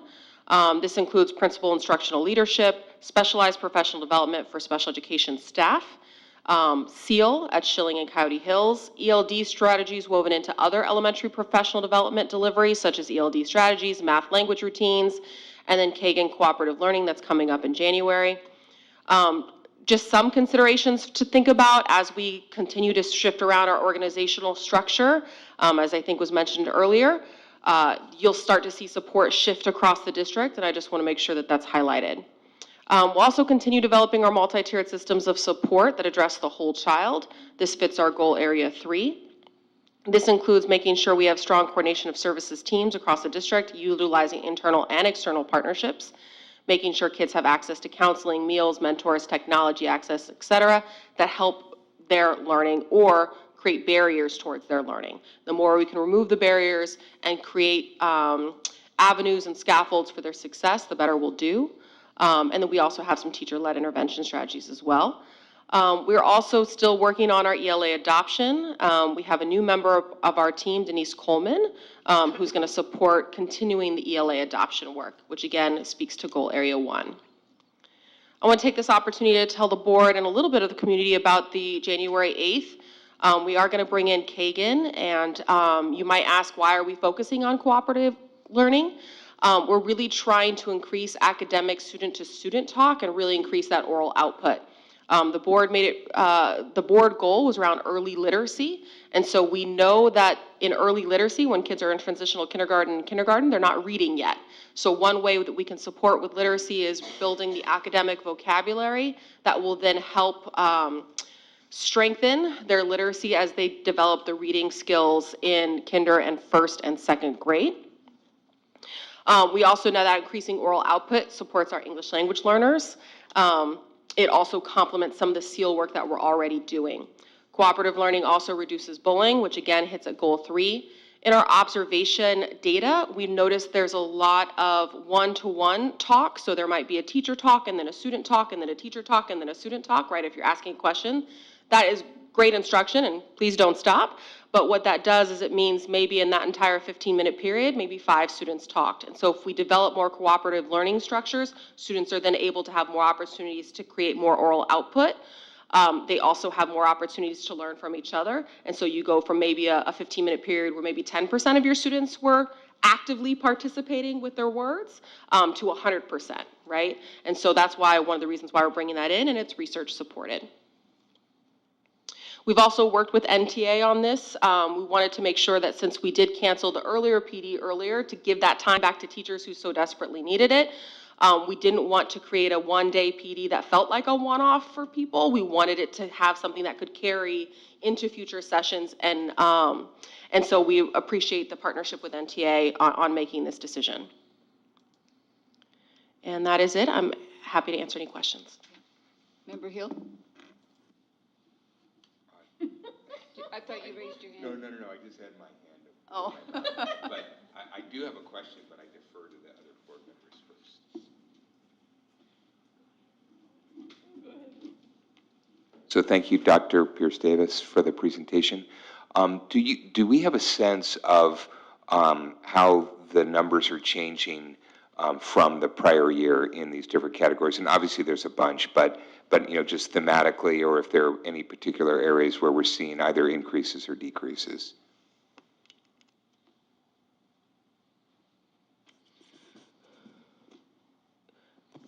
Can I get a little clarity? So there, do you mean increases or, so one of the things that Lincoln did is they made the choice to do a beginning of year assessment. Is that kind of what you mean, from beginning of year to this fall window? Or do you mean year over year? Well, yeah, I'm looking at really from last year. Yeah, so if we have a sense of, okay, so here's the percentage that we're in tier 1, tier 2, tier 3 at the end of last year, or whenever the last measurement was to. I see what you're saying. Okay. So we can absolutely pull that data. What we tend to do, though, is iReady is more used as a progress monitoring because each class is going to be slightly different each year, right? So I think, Member Jones, you talked about this last year when we looked at iReady data. You were talking about how you really almost have to follow a cohort. And I think I heard somewhere say, oh man, like third grade's killing it. Like we've noticed some cohort trends over time. So we absolutely do look at that. One of the biggest pushes, I think, that's coming from teachers for why they want the beginning of year assessment is so that they can do that direct comparison in fall. They want to see growth of their cohort from the beginning of the year to the fall assessment. We could pull, if you would like to see it, we could pull fall and compare fall year over year. Like, what does fall look like now compared to fall last year compared to fall before? What we get more excited about seeing year over year especially since this is a progress monitoring tool, is when we come back to you with winter data, looking at growth from this assessment to the winter. And that's where we want to really see, okay, what are the practices this year that seem to be working and moving kids faster in certain areas than others?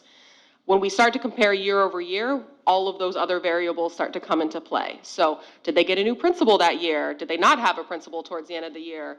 Did staffing change? Did they have a long, exactly. I'm looking at Member Jones because I know she understands. So there's just a lot more variables there. But we can, and we can definitely pull that data pretty easily. Right, I mean, the reason I'm asking is because this ties to the first board goal, right? And so we've talked about looking at ELA and math changes, right? And so I just want to understand how we can start measuring that, so. One of the things that we have noticed year over year is that I know that early literacy is a board goal. We tend to actually do stronger with our earlier grades with some of our iReady assessments. So it might be something that we look at a little bit more closely this year, just looking at the data to see where are, and I know you also have a goal around our subgroups making 5% more increase, right? So like what are those, Ed Services kind of has a couple subgroups that we're looking closely at in partnership with Alameda County, whether it's differentiated assistance work or whether it's just we pulled up those groups. I'd be interested in doing the same with the board just to see if there's certain specific groups that we really want to target and develop some more resources towards. Great, thank you. Thank you. Yes. I would like to comment on looking at, you were saying curriculum committee was looking at doing a beginning of the year, and then, it's beginning of the year, fall, winter, into the year. That was something that we did at BGI for years. I was doing a beginning of the year for years. I did that, and it really did help to see and show that growth from August to, because now we start so early in August, we could actually test in August and then again in October, and you get to see that growth over those 2 months. And it really kind of, I believe as an educator, it allowed me to really see what kids I needed to focus on in the fall, and how critical it was to get that real early start with them. So I'm thankful that you're looking at that. Thank you for your report. It was really great. Thank you. Sorry, Member Jones. I hope would you, okay. Thank you, President Thomas. I did reach out to staff in regards to a question regarding the iReady assessment. And when I was looking through the assessment, I realized that between sites, there was a huge discrepancy, and I feel that it does not reflect the accurate assessment data overall. Based on the data provided, these were the percentages of students that were assessed at Schilling, 39%, BGI, 81%, BGP, 59%, Coyote Hills, 58%, Crossroads, 20%, Kennedy, 73%, and Lincoln, 75%. And I asked staff, is it possible in the future to have sites, all sites assessed at least like an 80% or higher threshold, and for better data representation? And I think that really can help us with more of honing in on the groups of students that are going to be able to need help and intervention. So, and I really appreciate the response that I got back from Dr. Pierce Davis, and thank you for the additional information that you provided, and that you are already in the process of doing that, and I really thank you for that, and then that maybe we will be able to get there for the winter assessment, and then the additional information that you provided us through the breakdown by teachers and the folder structure that you had by school. So thank you so much. And if you don't mind, I just want to speak a little bit to the percentages. I do think those percentages included kindergarten, so those will be included in winter, so those percentages should be higher. Thank you for noticing that. We do. So we did pull it by teachers. Every principal has their record. There's out of it, we did notice that some of the students that were not assessed were SDC classrooms. They make those decisions as well. There's one particular site that we're going to provide a little bit more support to as a result of sort of our analysis of who participated and who didn't. But overall, the participation was a lot better. I know we also had that concern at the end of last year. So I appreciate the transparency and bringing that forward as well. Thank you. I really appreciate your presentation, and I agree with Member Fong and in the fact that we want to get as much participation as we can and make this a requirement for our teachers. So thank you. I have a question, and it's really more surrounding, the support that our teachers are receiving. So I'm assuming that obviously these students have been identified, the ones who are underperforming. And do we have the right strategies already in place to offer those supports to our teachers? And given, that we've got staff shortages, we've not been able to fill positions, but are we supporting them as best as we can so that they are able to provide intervention services to our students? For lack of better words, that is a big question, and I have a big answer for you, but we would have to extend this meeting in order for me to go into details about that. What I can say is, the short version is that, do we have the right? I don't know. Are we working our butts off to try to provide that intervention as much as possible? And maybe that wasn't the appropriate term, I'm sorry. Absolutely, right? With the personnel that we have as well, right? And so what does that look like? Some of that is going to have to transition. So I know we talked about this last year. Would we love to have intervention teachers at every school? Absolutely. We're still staffing our regular scheduled classrooms, right? So, and again, I'm not saying that as an excuse. I'm just saying we now have to work now to create, what does it mean to differentiate within the classroom? What does it mean to pull ELD? What does it mean to maybe start training and partnering classified staff with teachers to provide that pull-out support? There's a lot of things that we can do, but we have to start thinking differently about what that looks like. And that's the short version. I could talk to you for hours about this. Thank you.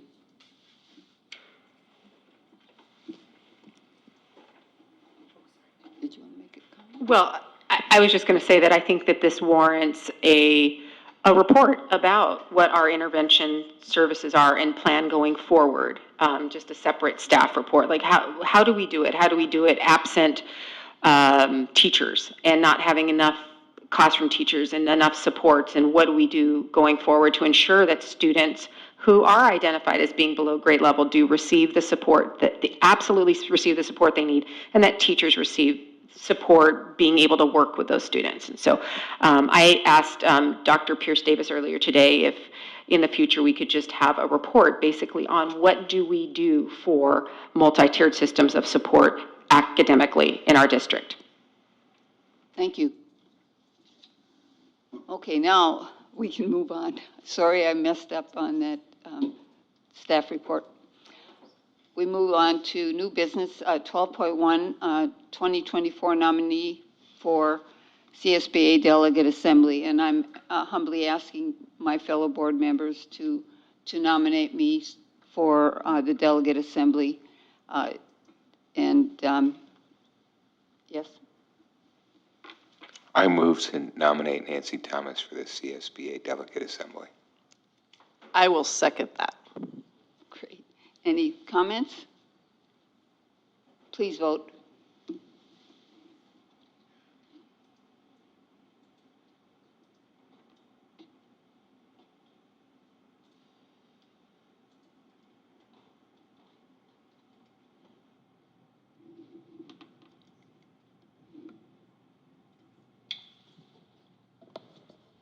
Unanimous.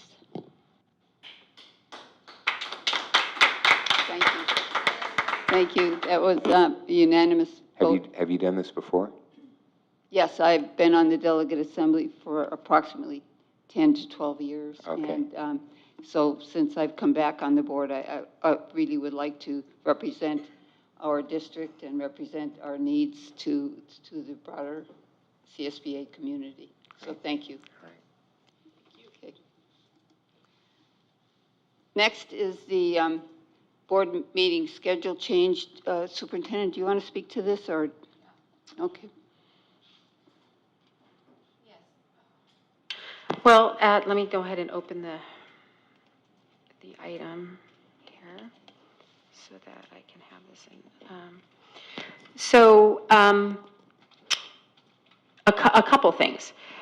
We need to be able to set the meeting date for our organizational meeting within 15 days of the actual organizational meeting. So that was one piece. And then, and was one of the main reasons for wanting to reschedule this meeting. And then also needing extra time because of the transition in CBO and Director of Fiscal Services to be able to try to complete the first interim report. And so we wanted to move it as close to the deadline as possible to give us as many days as possible. Thank you. So with that, can we get an approval for the board meeting change? That our December 19th board meeting will be rescheduled to December 14th, and it will be a regular meeting with 72 hours advance notice. I will make a motion to approve that. Can I make a comment also? Sure. My understanding also was that the organizational meeting must be stated the prior meeting so that there's that window of understanding, and that the reason the date got moved up is because of the interim report, and trying to make sure that all that worked, but that the main reason, I mean, one of the main reasons was because it needed to be announced and we did not announce it in November. Is that correct? That's correct. We could not have our organizational meeting on the 5th because of the requirements. Okay. Then I make a motion to accept the date. I'll second. Please vote.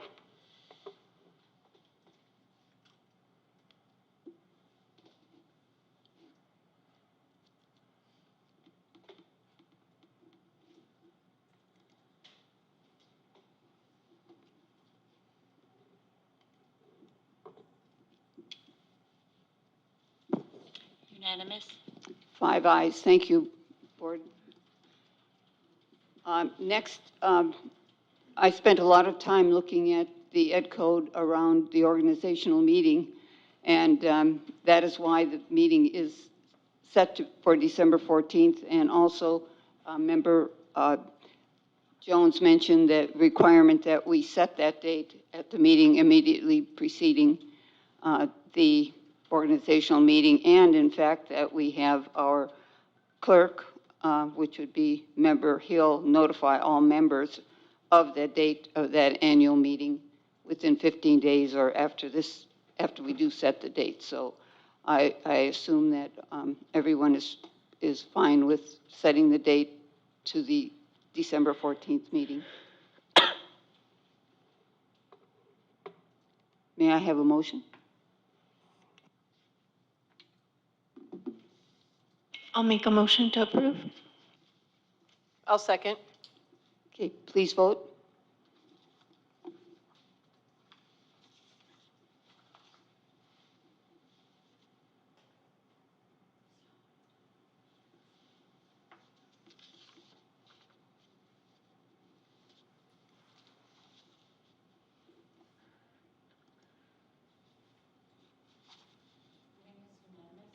Okay.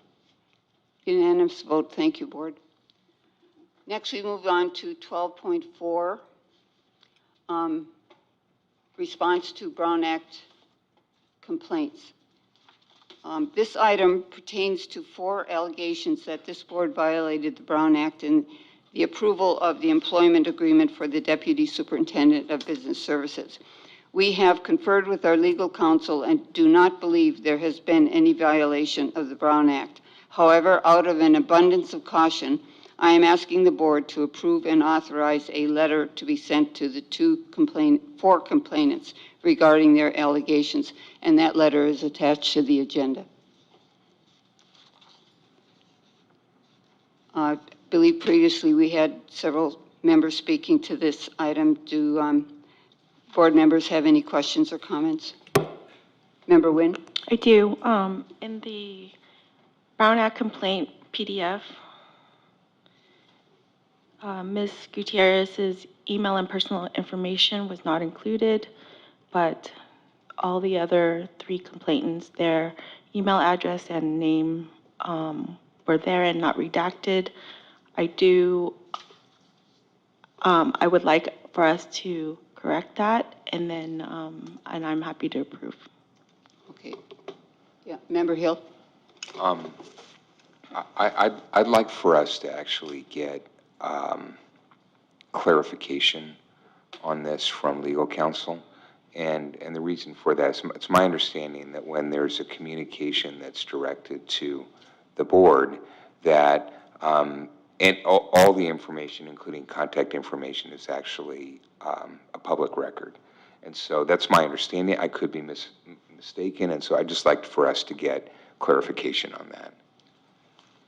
I agree with that. So given that we want clarification, I would entertain a motion to approve our response letters to the 4 complainants. I'll second. I guess I made the motion then. Okay, I'll make the motion, and Member Jones will second. Please vote.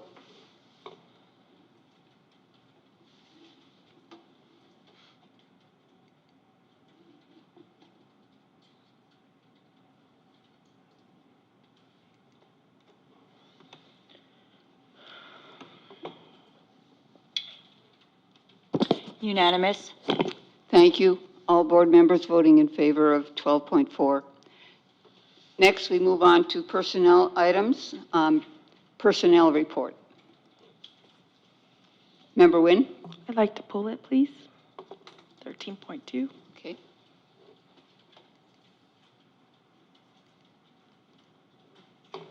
Member Nguyen?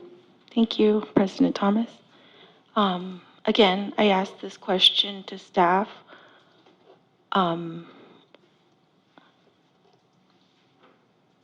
What was the hiring process for the executive assistant position?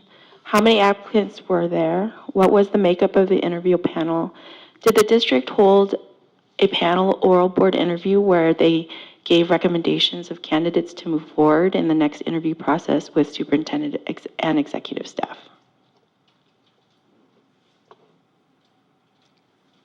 Superintendent, would you like to respond to that?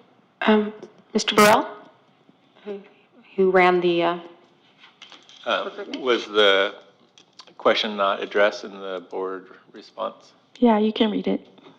Okay, sure. The position was posted internally with our district and on EdJoin. Altogether, we had 4 applicants, 2 internal and 2 external. Dr. DeLeon and I screened candidate applications. It was determined that all 4 were viable options and were offered interviews, which were held on Thursday, November 16th, 2023. 1 internal candidate was unable to make the interview and withdrew from the process. The interview panel included the following members: Dr. DeLeon, Board President Thomas, Principal Amanda Gallagher, NTA President Sherry Villa, Mandy Prim, Miranda Dinsmore, and Nicole Lemus, with Steve Burrell facilitating. There were 13 interview questions for each candidate. Following the interviews, the panel debriefed the candidates in a systematic process in reviewing the strengths and questions of each candidate. The panel moved forward with 1 final recommended candidate. From there, 3 references were called and all came back glowing. With that, Dr. DeLeon made the recommendation to move forward with the top candidate. Thank you, Mr. Burrell. And with that, I would like to make a motion to approve the, oh wait, actually I have one more question.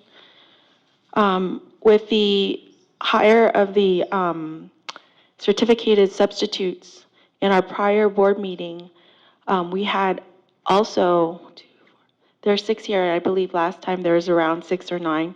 Are there any of those, and Superintendent DeLeon had made a commitment to maybe possibly use our certificated substitutes to free up our TOSAs, in particular Ms. Michaela Ashmore, to be able to go back and do the work of SEAL. So that's really important to me, and I hope that it's also important to the rest of the board that we do find, and also We've already hired. Would you go ahead, Mr. Burrell? We hired.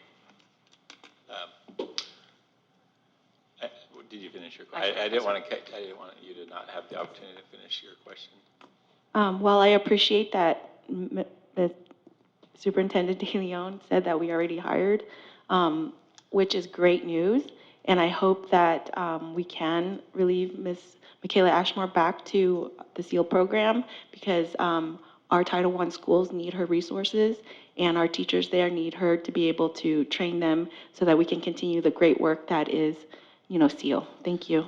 Let me just also just follow up because your question had a couple of pieces in it in that regard. One of the things that was talked about in a previous board meeting as well was reaching out to former retirees as well to see if we could. Our wonderful HR team, Darnay, was here earlier, who really I wanted to give kudos to. My name keeps coming up as the certificated substitute, additions, but really it's the team processing them, getting them in, and getting them processed quickly. So with our retirees, we actually went and called all of our retirees.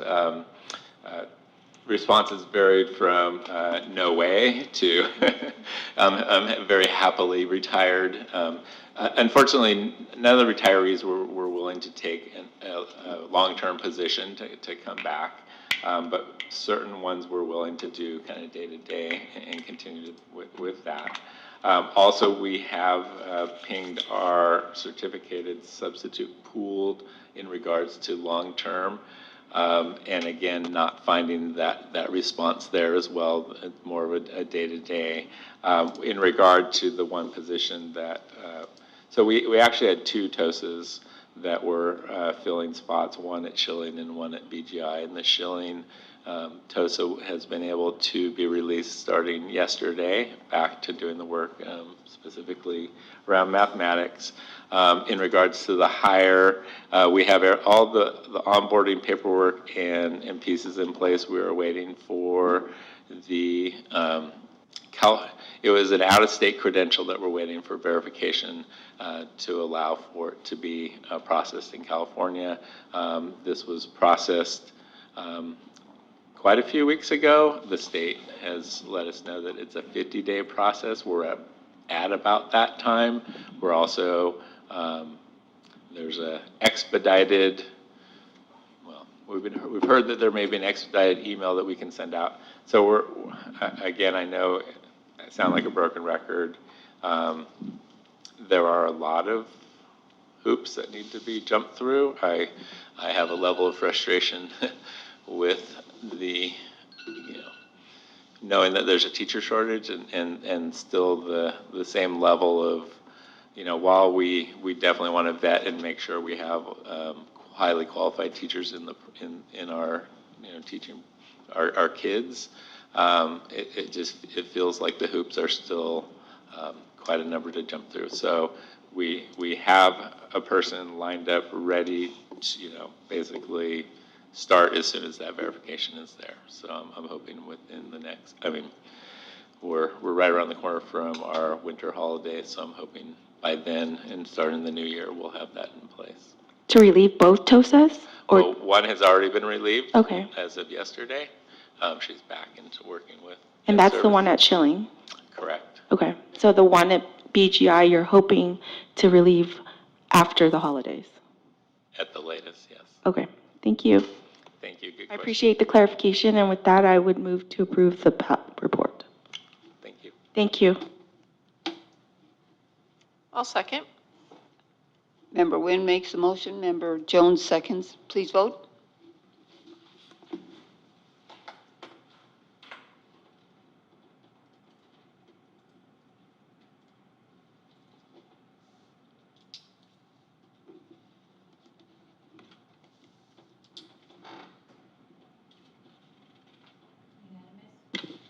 Okay, unanimous, thank you very much. Next, we move on to the consent agenda, non-personnel items. Does any board member wish to pull any of these? Member Nguyen? Yes, I'd like to pull 14.12, I'm sorry, 14.13, 14.14, and 14.18 through 14.31, and, yes, I will repeat. Yeah, would you mind repeating from the beginning? Yes, I would like to pull Resolution 14.7,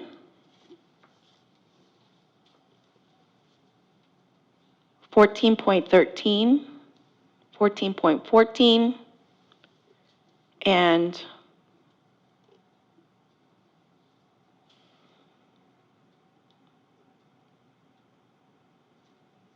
14.18 through 34.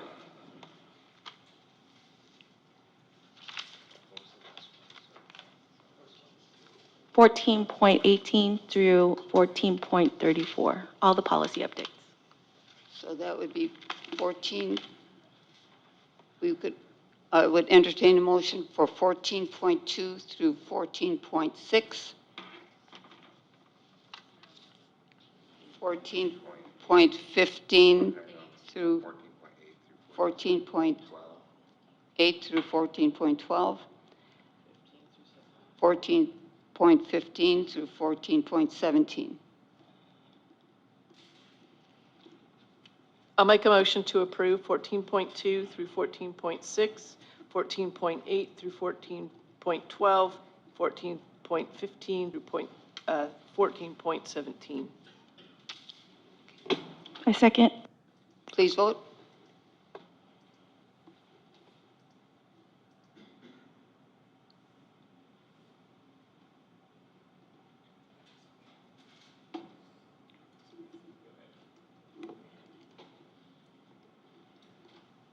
Okay.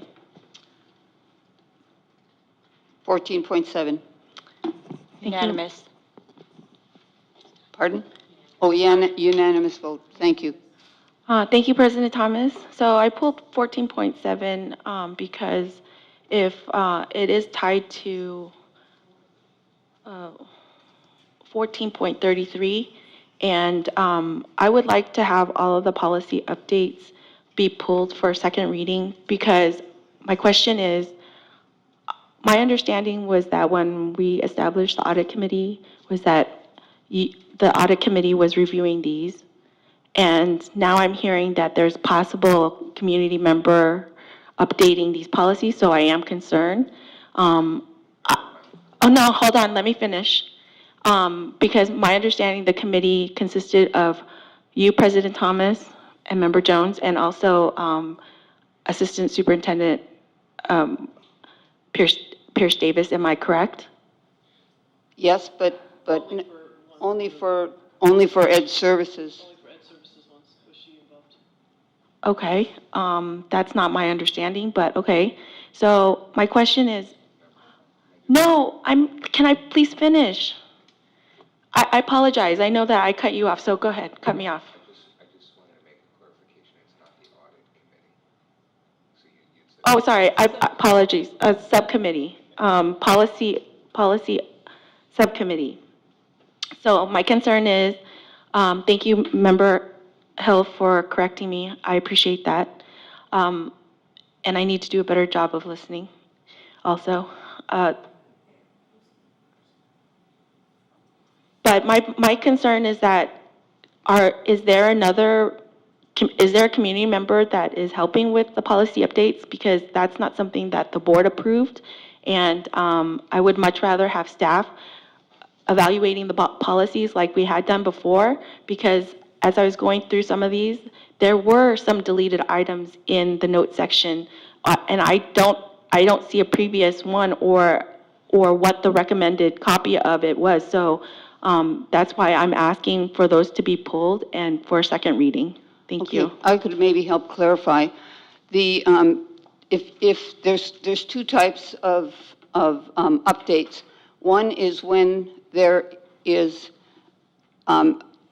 several iterations or updates from prior policies that have been approved. So, for example, maybe our policy is from 2014, and then there's been CSBA updates in 2018 and 2020, and now we're going to 23. Well, CSBA does not provide markups except from the previous CSBA policy. So the only way we can get markups is to go back and mark up from our policy to the CSBA recommended policy.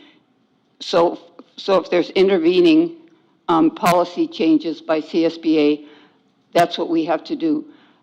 The one that you mentioned where there's crossouts in the in the notes section. Pardon?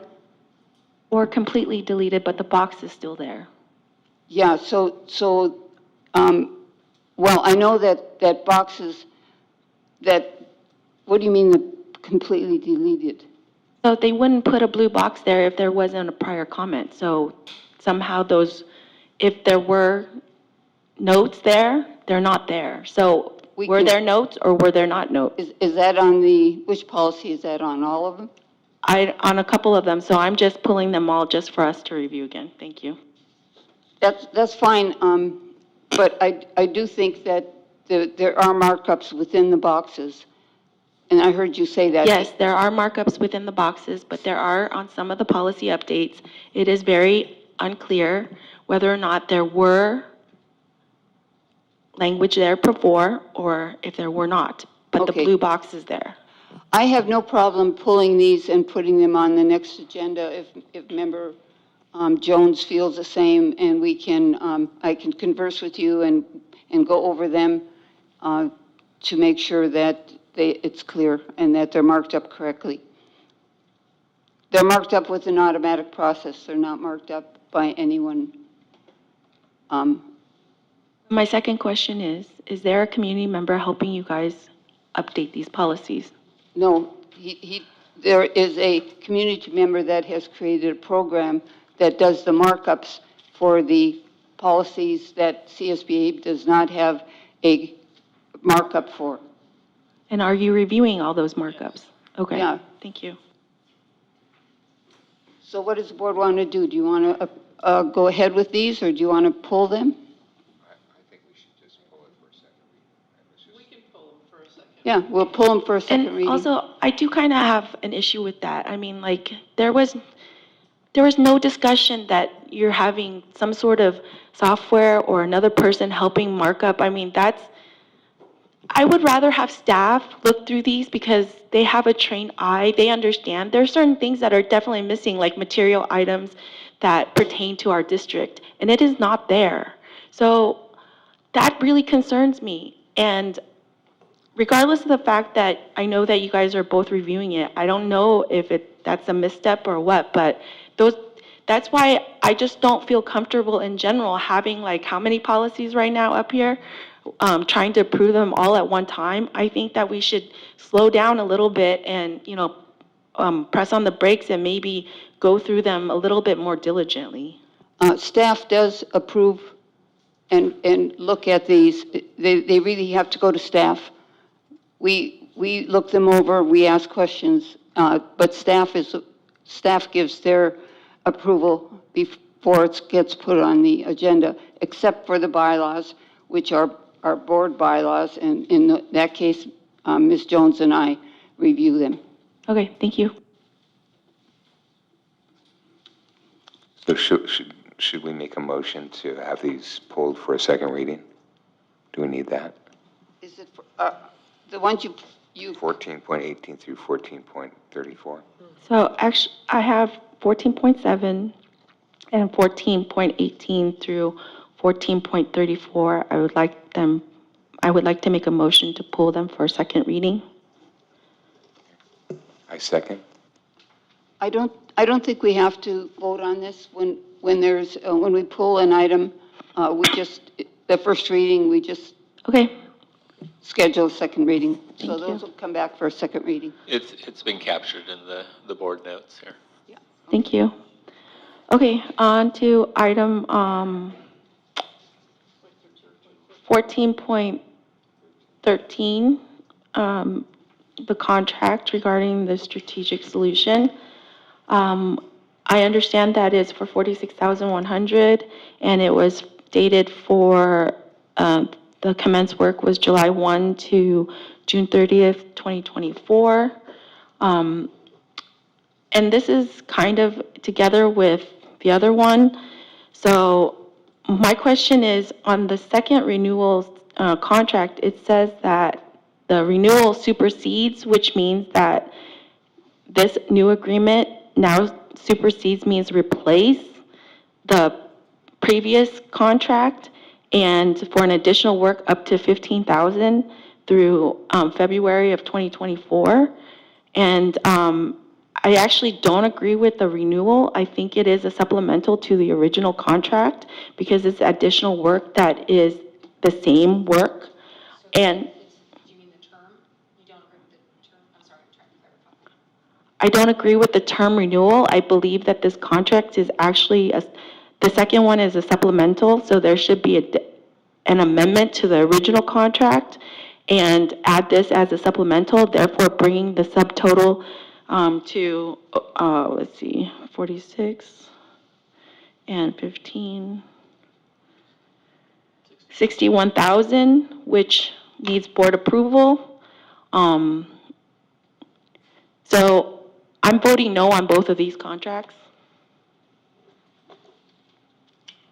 So I guess we can make a motion to approve, but my stance is voting no on either one of on both of them.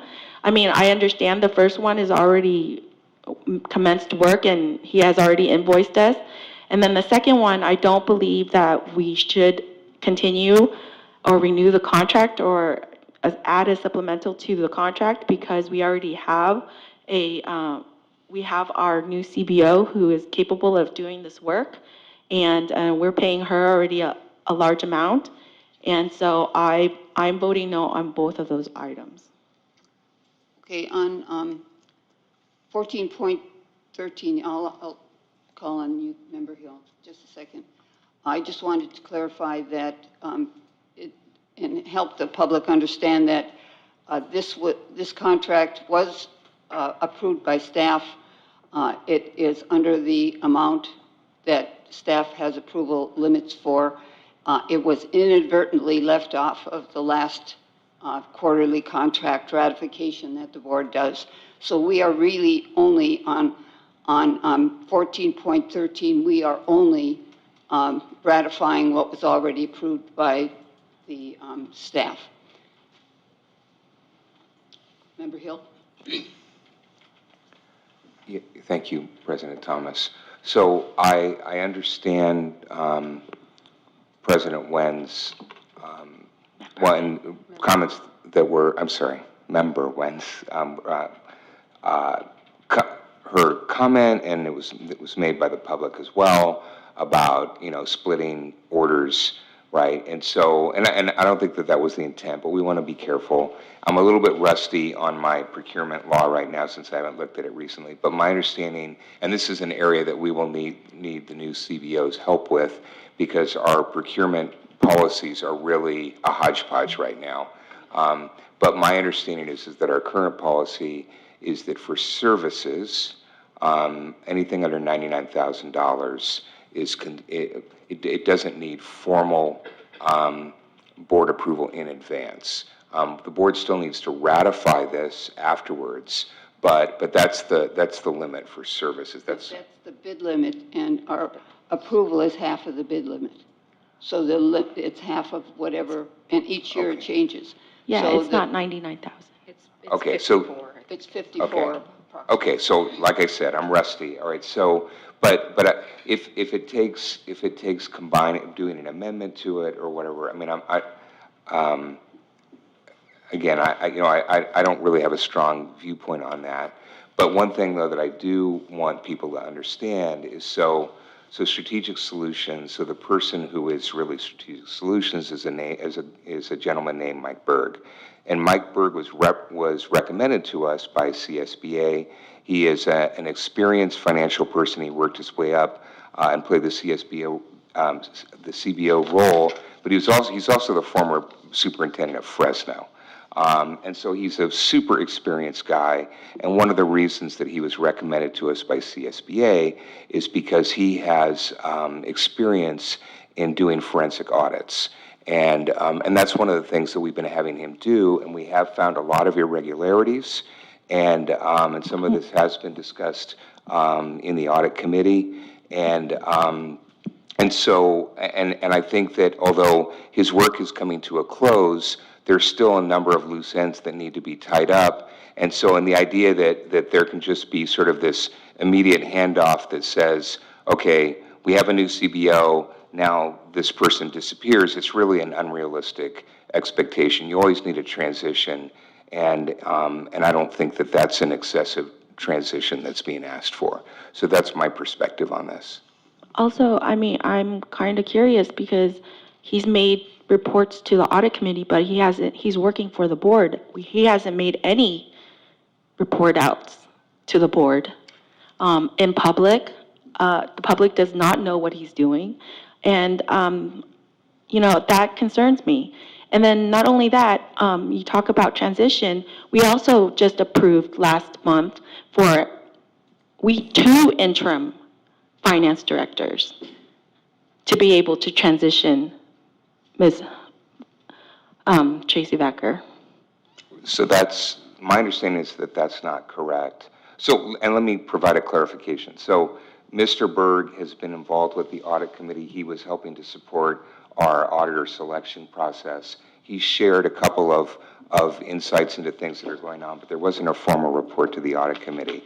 But my understanding is that the meeting that Superintendent DeLeon is heading, which I don't remember the name of it, but it's where you're doing a financial report out. Mr. Berg runs the district budget task force, and per our goal 4, they will present their recommendations, which they've been working on all fall. Right. And they will present them in February. And he's been, and my understanding, I haven't been to those meetings, but my understanding is that he's been present. So it's not like he's hiding in the shadows somewhere. So he's been He actually leads them for the most part, yeah. Right. And I think that the other position actually is not doing the same thing. It's because we also had Kim Lola leave, and so this other person is actually backfilling for Kim Lola until we can get a replacement. So that's my understanding. Thank you. Yeah, that's my understanding as well. And so I'm planning to vote for both of these with the understanding that 14.14 is an addendum and was just called a renewal. Yes, I do want to say that we did name it incorrectly. It's an addendum to add on to it at the end. Any other comments from board members? Okay, with that, I would entertain a motion regarding 14.13. That's the ratification of the contract that has already been approved by staff. I second. Who made the motion? I thought you made the motion. No, I was asking for the motion. I make the motion for items 14.13 and we're just going to do 14. Okay, so for item 14.13, I move to ratify the contract, the renewal contract, Strategic Solutions today. That's what the language says. Okay, contract. I'll second. Okay. Member Hill makes the motion. Member Jones seconds. Please vote.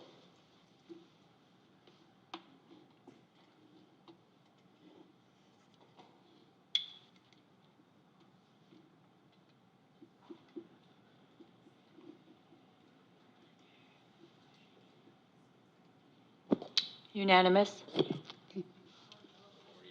Oh, I'm sorry, 4 yea, 1 nay. And who is nay? You have to report that. When? Member Nguyen votes nay, nay, and the rest of us voted yay. Thank you. Student member's not here. 14.14, addendum to the contract Strategic Solutions today instead of the named renewal.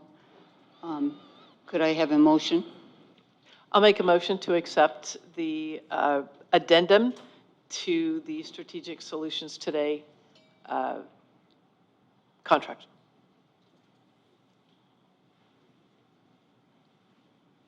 I'll second.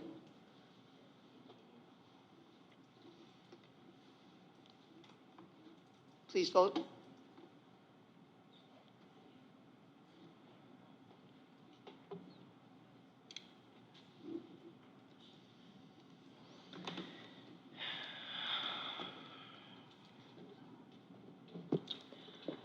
Four yea and one nay, with the nay being Ms. Nguyen. Thank you.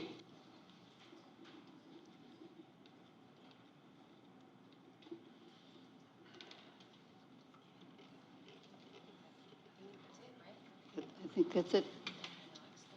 Next, we move on to student expulsions. 15.1, case E2324-04.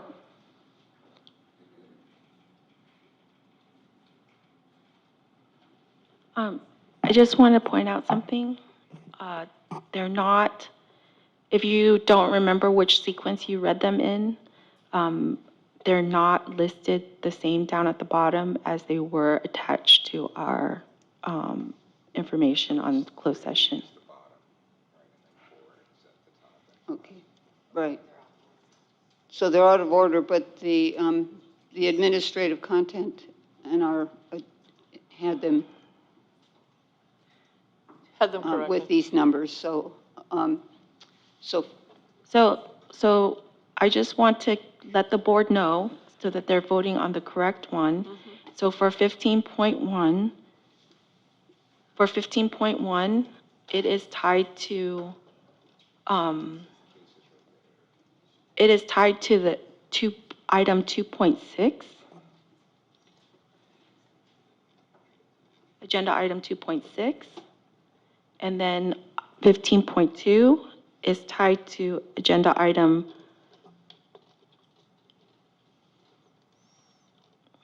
2.5. And agenda item 15.3 is tied to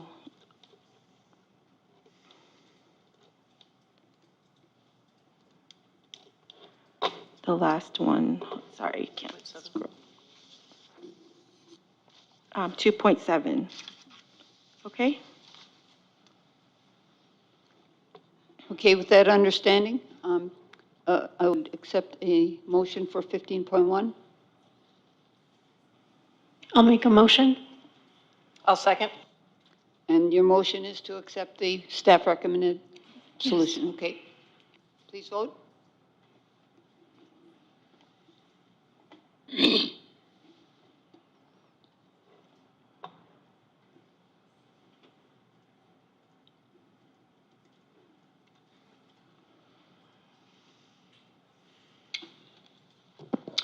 Four yea with one nay with the Nguyen. Okay. Okay, 15.2. I move to approve case number E2324-05. I'll second. Please vote.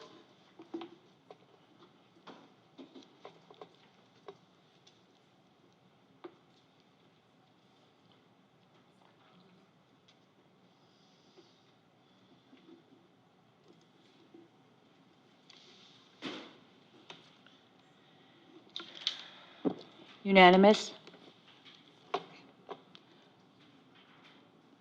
A motion for 15.3, please. I move to approve item 15.3, student expulsion case number E2324-03. I'll second. Please vote.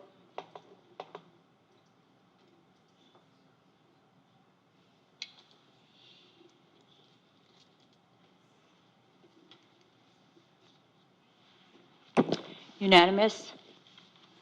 Thank you.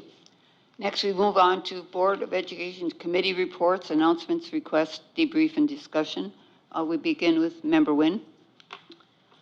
Thank you, Board President Thomas. We don't have anything to report out on the liaison committee or the bond parcel committee. And I just wanted to, when Ms. Jennifer Sachs left us, we didn't have an open session board meeting to thank you for her services. So I just wanted to acknowledge her in open session and say thank you to Ms. Jennifer Sachs, our previous executive assistant, for doing a wonderful job. And I know that she's bright and bubbly personality and lit up the room for a lot of people, and everyone enjoyed her work ethic and her company. And so I just want to say, Jennifer, if you're listening, we really appreciate you, and apologies for late recognition.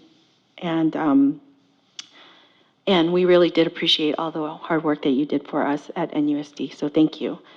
And I just wanted to thank Rotary for listening to our rocketry students today. I did not make it to Rotary today because I had a last-minute data request from my boss, so I had to be there for them because they had a meeting to go to, a community meeting. But thank you, President Thomas, for inviting Ms. Janice Bishop and the students to present at Rotary. I know that they were able to come away with some extra donations today, and so that was amazing. And I just want to also thank the Newark Educational Foundation, who've been in great partnership with our district for supporting the students with science camp and at all of our elementary sites. And I just want to also thank them for committing $3,000 to the rocketry initiative for their launch with NASA coming up in April, and they are actually hoping to get an additional $3,000 match on that $3,000 committed, so hopefully they'll be able to match it and raise it up to $6,000 for the students. And I also want to thank Ms. Paulina Kim for creating an empowering environment for our students and girls who code. I was there this afternoon, and I just want to give you some statistics and why coding is such a great skill to have. So right now, and I got this from Ms. Kim, so 58% of all new STEM jobs are in computing. 91% of computing jobs are located outside of Silicon Valley. 67% of computing jobs are in non-tech fields like medicine, art, and more, and their ability to make an average salary over $100,000 and potentially more provides a financial freedom and mobility. There is missed opportunities. There's 500,000 computing jobs in the US and only 40,000 CS graduates every year. So let that sink in. So for us to be able to extend coding to our female students, that's an amazing opportunity for them because it's wide open. And the challenges, right now, only 2% of women of color are in tech, and only 19% of students who receive a degree in computer science are women. So if we are able to help and increase that number in any way possible, I think that's amazing. So that's our challenge and our mission. So thank you, Ms. Kim, and every employee and staff member who support her and support the girls. And yes, so in the coding event today, the girls, like Superintendent De Leon had said, they learned how to code the background color, code the characters, sound, and time sequence, which they also had to do some math calculations, but they were tiny, small. And they had to add the sequence of holding positions, adding sound and music. So I thought they did a great job building their game, and some of the students also built interactive pieces that had conversations. That was amazing through Scratch, and that's a elementary coding language for students, and it's great for them to be able to learn and build strength on. So I really appreciate Ms. Kim for empowering and building a safe environment for students to build their confidence in. And then lastly, actually after this, I have I do have a request. I would like, and I had mentioned this to Superintendent De Leon already. We would like to invite and agendize Newark Educational Foundation to come and speak at the board meeting in January, in one of the January board meetings. And then this, let me see what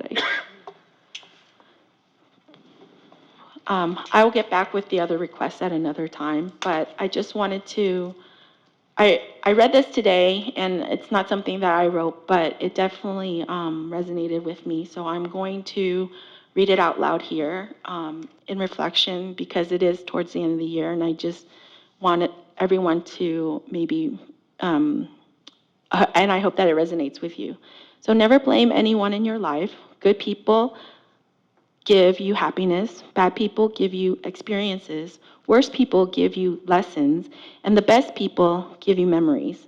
We are often let down by the most trusted people, loved by the most unexpected ones.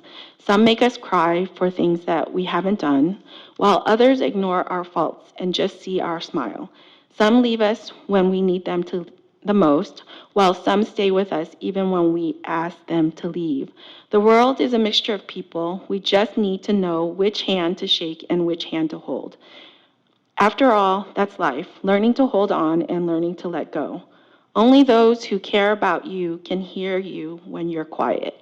And that hit hard, because that last sentence, only those who care about you can hear you when you're quiet. So to those who are feeling less than or unappreciated, I just wanted to let you know that I hear you and I see you, and I really do appreciate you. So I know that it is a struggle sometimes, but I hope that we can come together as a team and work towards something greater and better for the district. So thank you. I just wanted to end with that.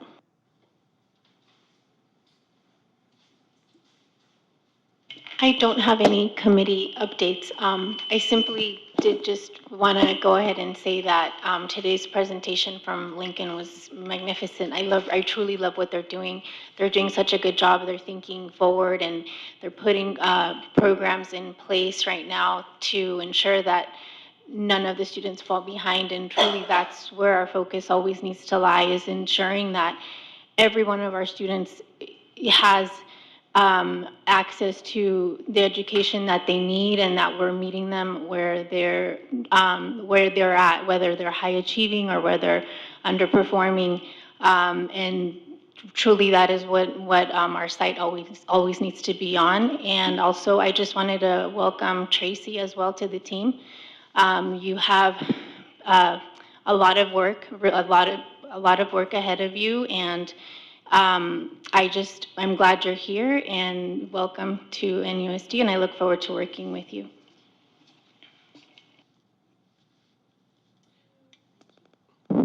I have just one thing to say from today's Regional Policy Board meeting for the SELPA, and that is that NUSD is really looking forward to hosting Special Olympics in February for basketball. And that will happen on February 16th, and look forward to seeing many faces there and enjoying that event for those students. I also wanted to say, just kind of reiterate what Member Plancarte said, and just say that I'm really glad that you're here and look forward to working with you, Dr. Fakar, and have enjoyed the time that I've had working with Dr. De Leon up to this point. So thank you. I appreciate all the hard work that staff does. I know that you're all working really hard, and you as well, Dr. Pierce, that you're all working under extreme circumstances, and I really appreciate and acknowledge that about all staff. And Steve, we're really glad that you're here with us and are pulling us through, and thank you for just getting all of those personnel people together, and the teachers that we've gotten for substitutes. And I know Ms. Darnay's done a lot of work with that, but appreciate what's going on in your department as well. So thank you. I do have, sorry. Go ahead. I covered it up. I do have a request. As I was reading the California dashboard data, I was looking at the ELA information and the minimal growth that some of the schools have shown. Yeah. Oh. My bad. So this is an announcement for the public. The dashboard data will be available mid-December. I believe it's supposed to be released December 15th. Okay. The board and the community get a preliminary view. But with that information, I think it's fine to go ahead and share what you were about to say, maybe just not the data itself. Yeah, no, I wasn't actually going to give any data. Oh, perfect. But my request has to do with wanting to have the end of the year seal survey for the last 3 years, if we have it, if not 2 years, just to know what that survey, what's in that survey, the results of that, because we haven't had an opportunity to hear that. I think I avoided saying anything I wasn't supposed to say. Okay. Absolutely, reach out to me. I'd love to talk. Thank you.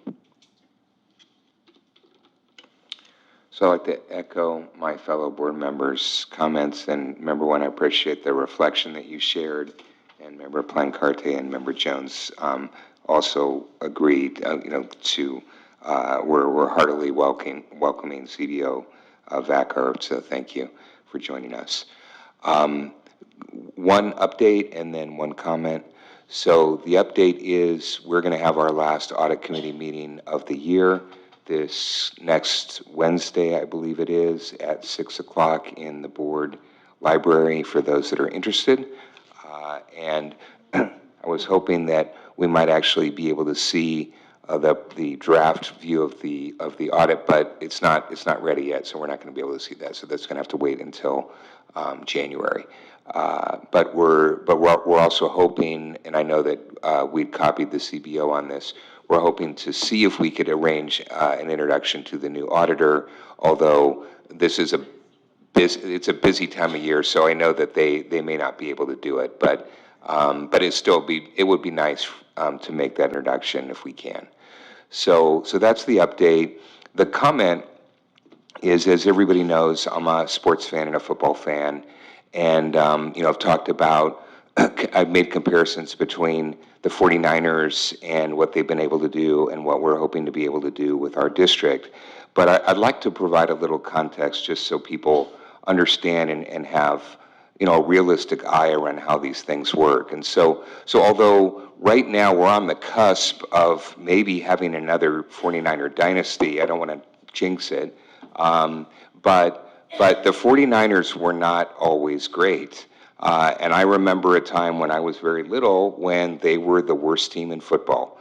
And they, in 1970, and not only that, there were commentators that said, not only are the 49ers the worst team in football, they are the worst sports franchise in the United States. And in 1978, they had a 2-14 record, and they decided that the team and the organization was going in the wrong direction, and so they brought in a new coach. They brought in Bill Walsh, and now in retrospect, when we look at Bill Walsh and we look at everything that he's accomplished, he's regarded as one of the greatest NFL coaches in history, and he is in the Pro Football Hall of Fame, inventor of the West Coast office, a variety of other innovations.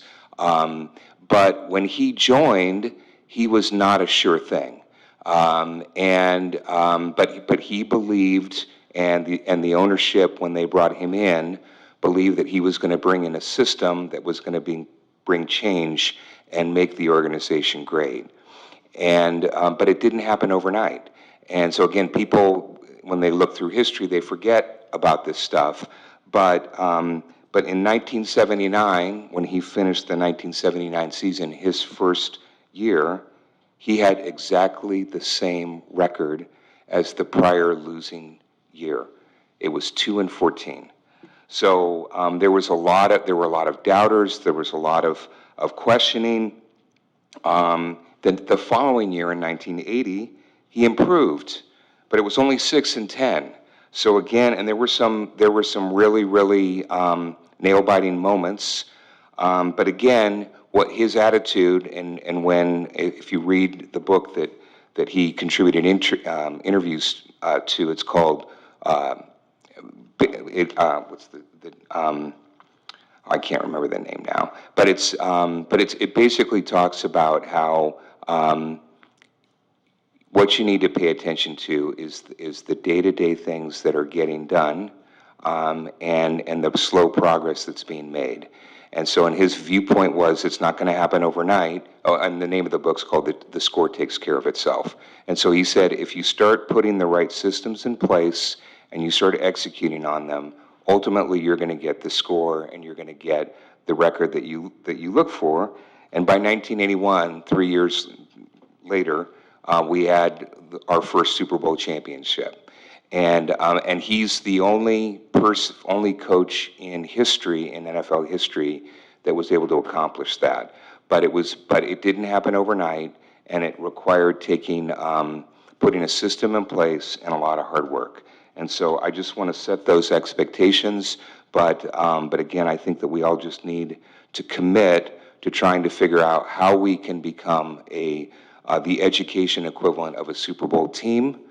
Because at the end of the day, right, that's what our kids need, that's what our community wants, and we'll all feel really rewarded if we're able to achieve that. Thank you. Thank you. I don't have any committee reports to make.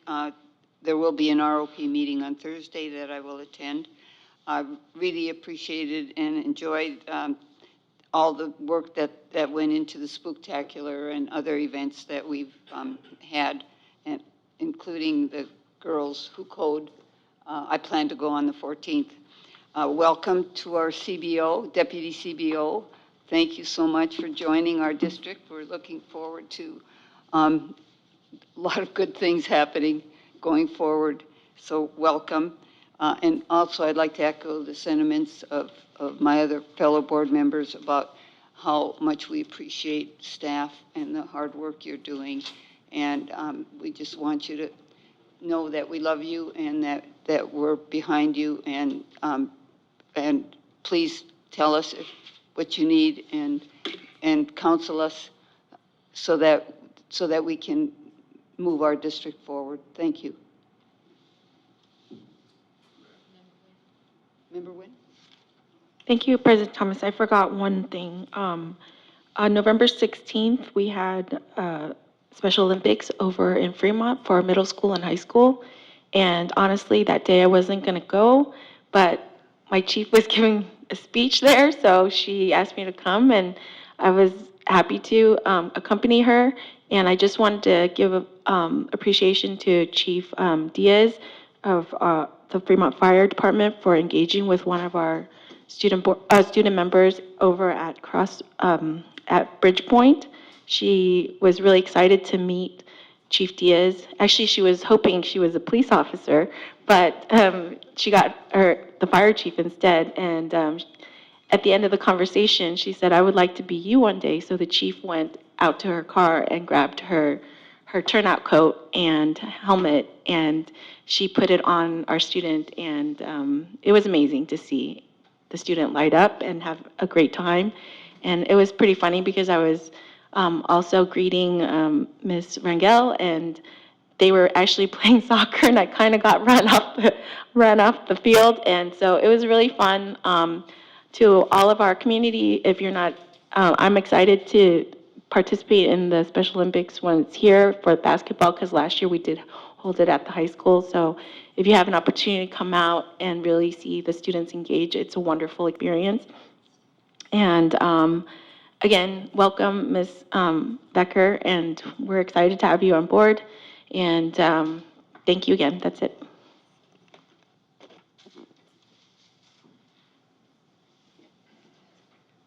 Your concluding remarks. Well, I was going to save everyone time and just say thank you all for all of your support, and to our wonderful staff for everything. Ms. Euster for filling in for us again. You're amazing. And just thank you all for everything, and have a great evening. Thank you. May I have a motion for adjournment? I move to adjourn. I'll second. Motion to adjourn, and it's Made and seconded, please vote.